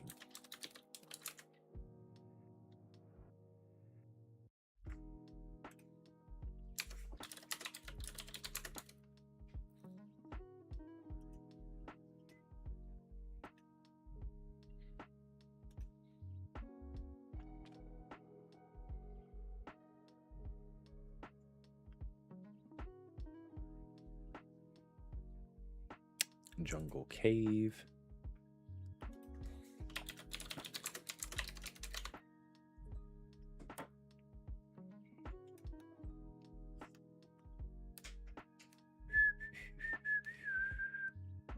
Historical site.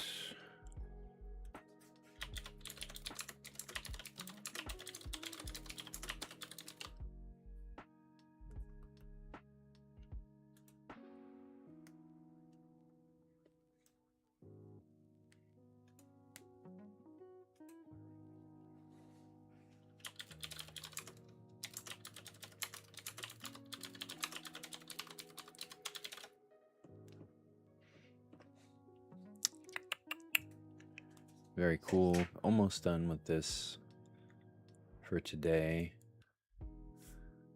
The jungle is the second biggest location that the story takes place in.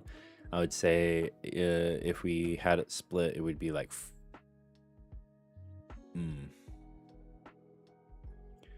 say like 20% takes place in the mountains.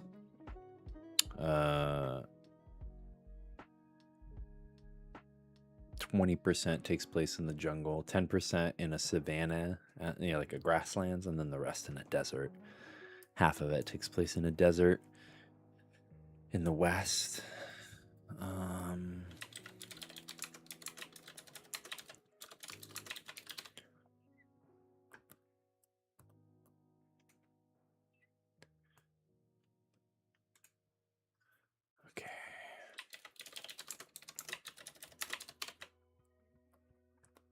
Oh my goodness, there's still so much more.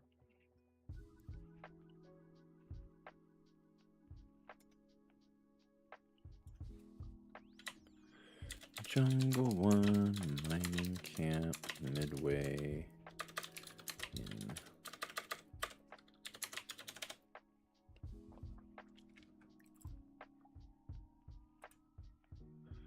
Be fun coming up with names for some of this stuff as we go through too. Oh, that's not right. Ooh. Here, I'll do this.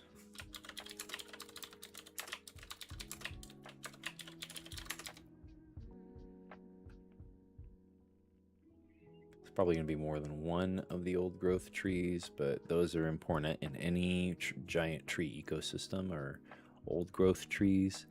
A lot of the root systems combine and connect with the old growth trees, and trees will share nutrients from their roots. If one tree that's connected to the system is a little lackluster, it'll be like, yo, I need some food, and then they'll just send it through the roots. And the old growth, or the mother tree of the old growth, is the tree that allows that to happen. It's very cool. It's very cool.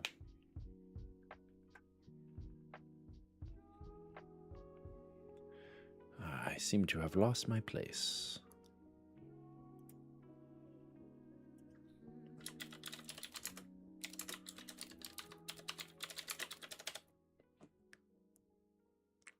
Oh, it's not an inn. It's a lake.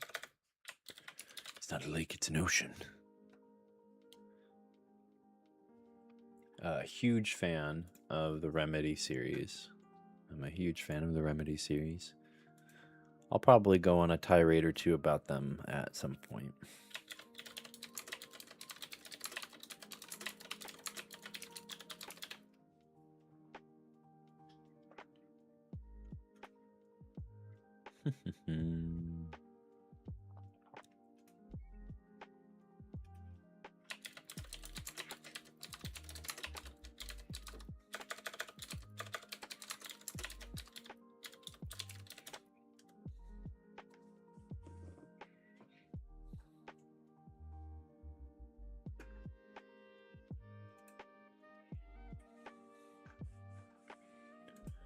Melodon is a city that is rich in culture and music, melody being one of the root words of it.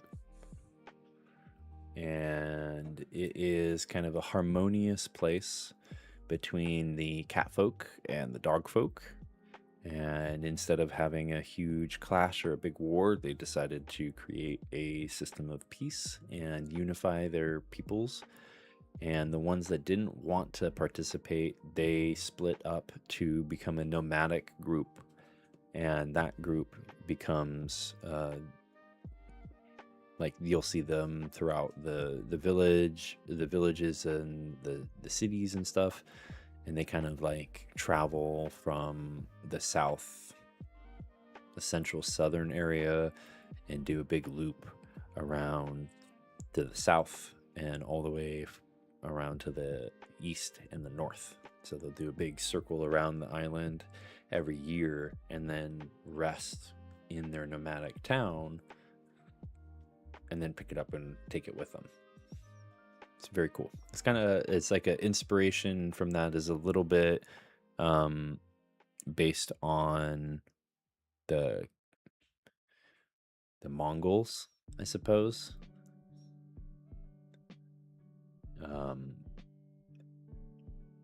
that could be one point of inspiration for that. But I also, I don't know. I thought that if they were able to have a conversation and come to a settlement, quite literally come to a settlement, that they would be able to be like, okay, well, we just don't want to stay. But then that set a precedent for what if they wanted to move, like what if that wasn't the first time that they moved, right? So we got to talk about that, and that's Ann Fallow, this guy right here, Ann Fallow. Let me get done with Jungle 1, and then I think that'll be me for the day.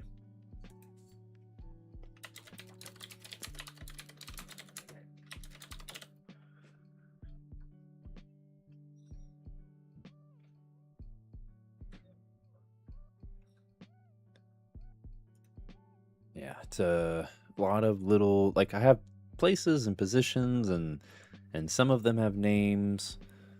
Hopefully this month will help us to unfold that.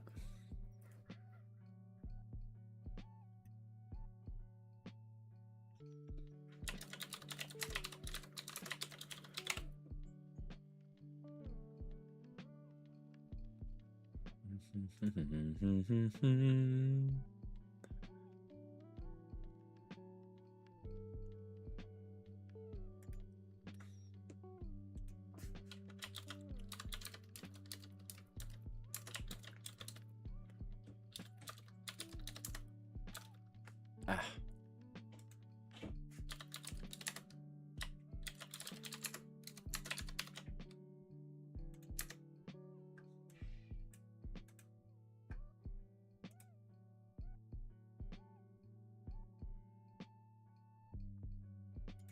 Southern grassy cave.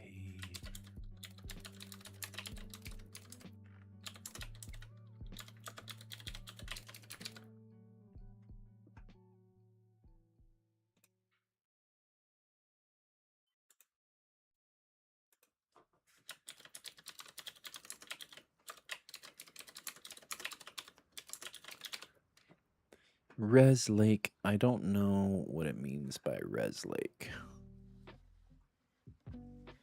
Reservoir Lake, probably, is what it means for that.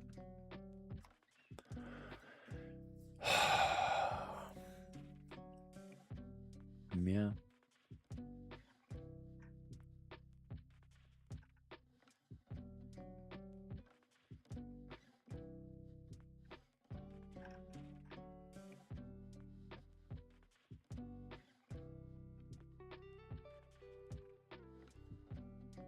And then, of course, yeah, Reservoir Lake. That's probably what that means. And then, of course, Jungle 1 itself.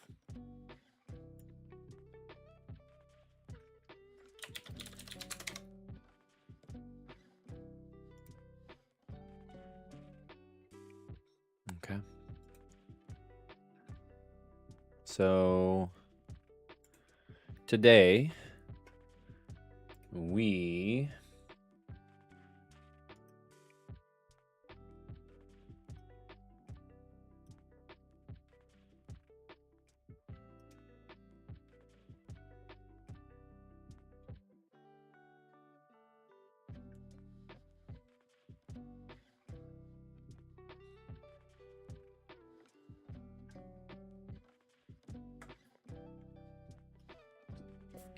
Where's that word count? Come on. Give me that.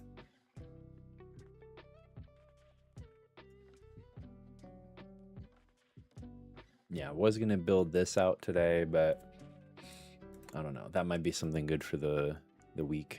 I'm not sure. Where is it? Where is it? It should be like pretty handy to find. There we go.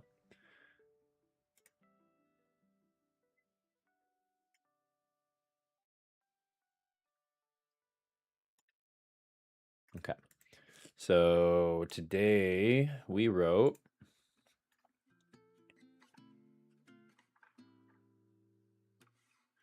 925 words, which doesn't seem like a lot, and it's not really all that much, but that's okay. Because, like we were talking about earlier, there's a little bit of math involved with it, right? So if we got 1,500, a little bit over 1,500 words, 1667 words, then that's us reaching our goal for the day. But it's okay if we don't reach our goal every day, because some days are going to be about setting things up, and other days are going to be about knocking things down. So we get to set our word count for the day to 945. I think that's what it was. Let's double check. 925.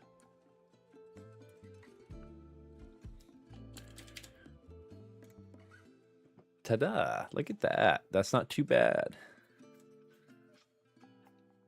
We're probably going to hit more than 50,000 words by the time we hit the end of this month, because we're working on raw content as opposed to narrative content. So when you're building narrative content, it's structured a little differently than if you're like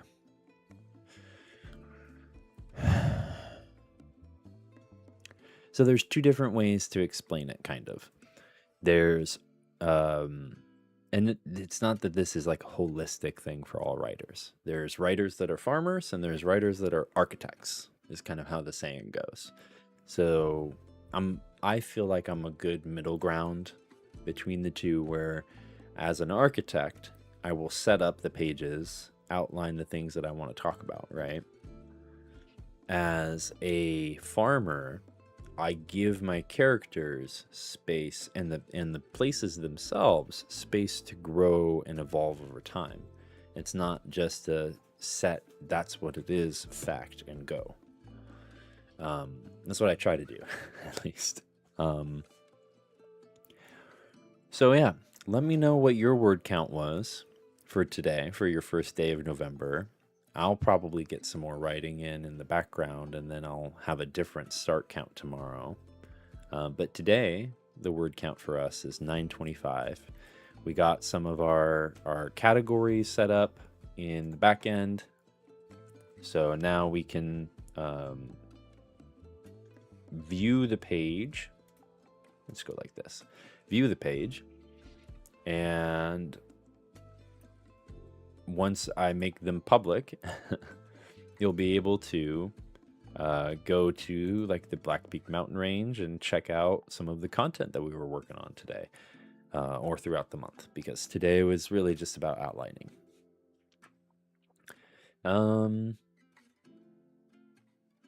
Yeah.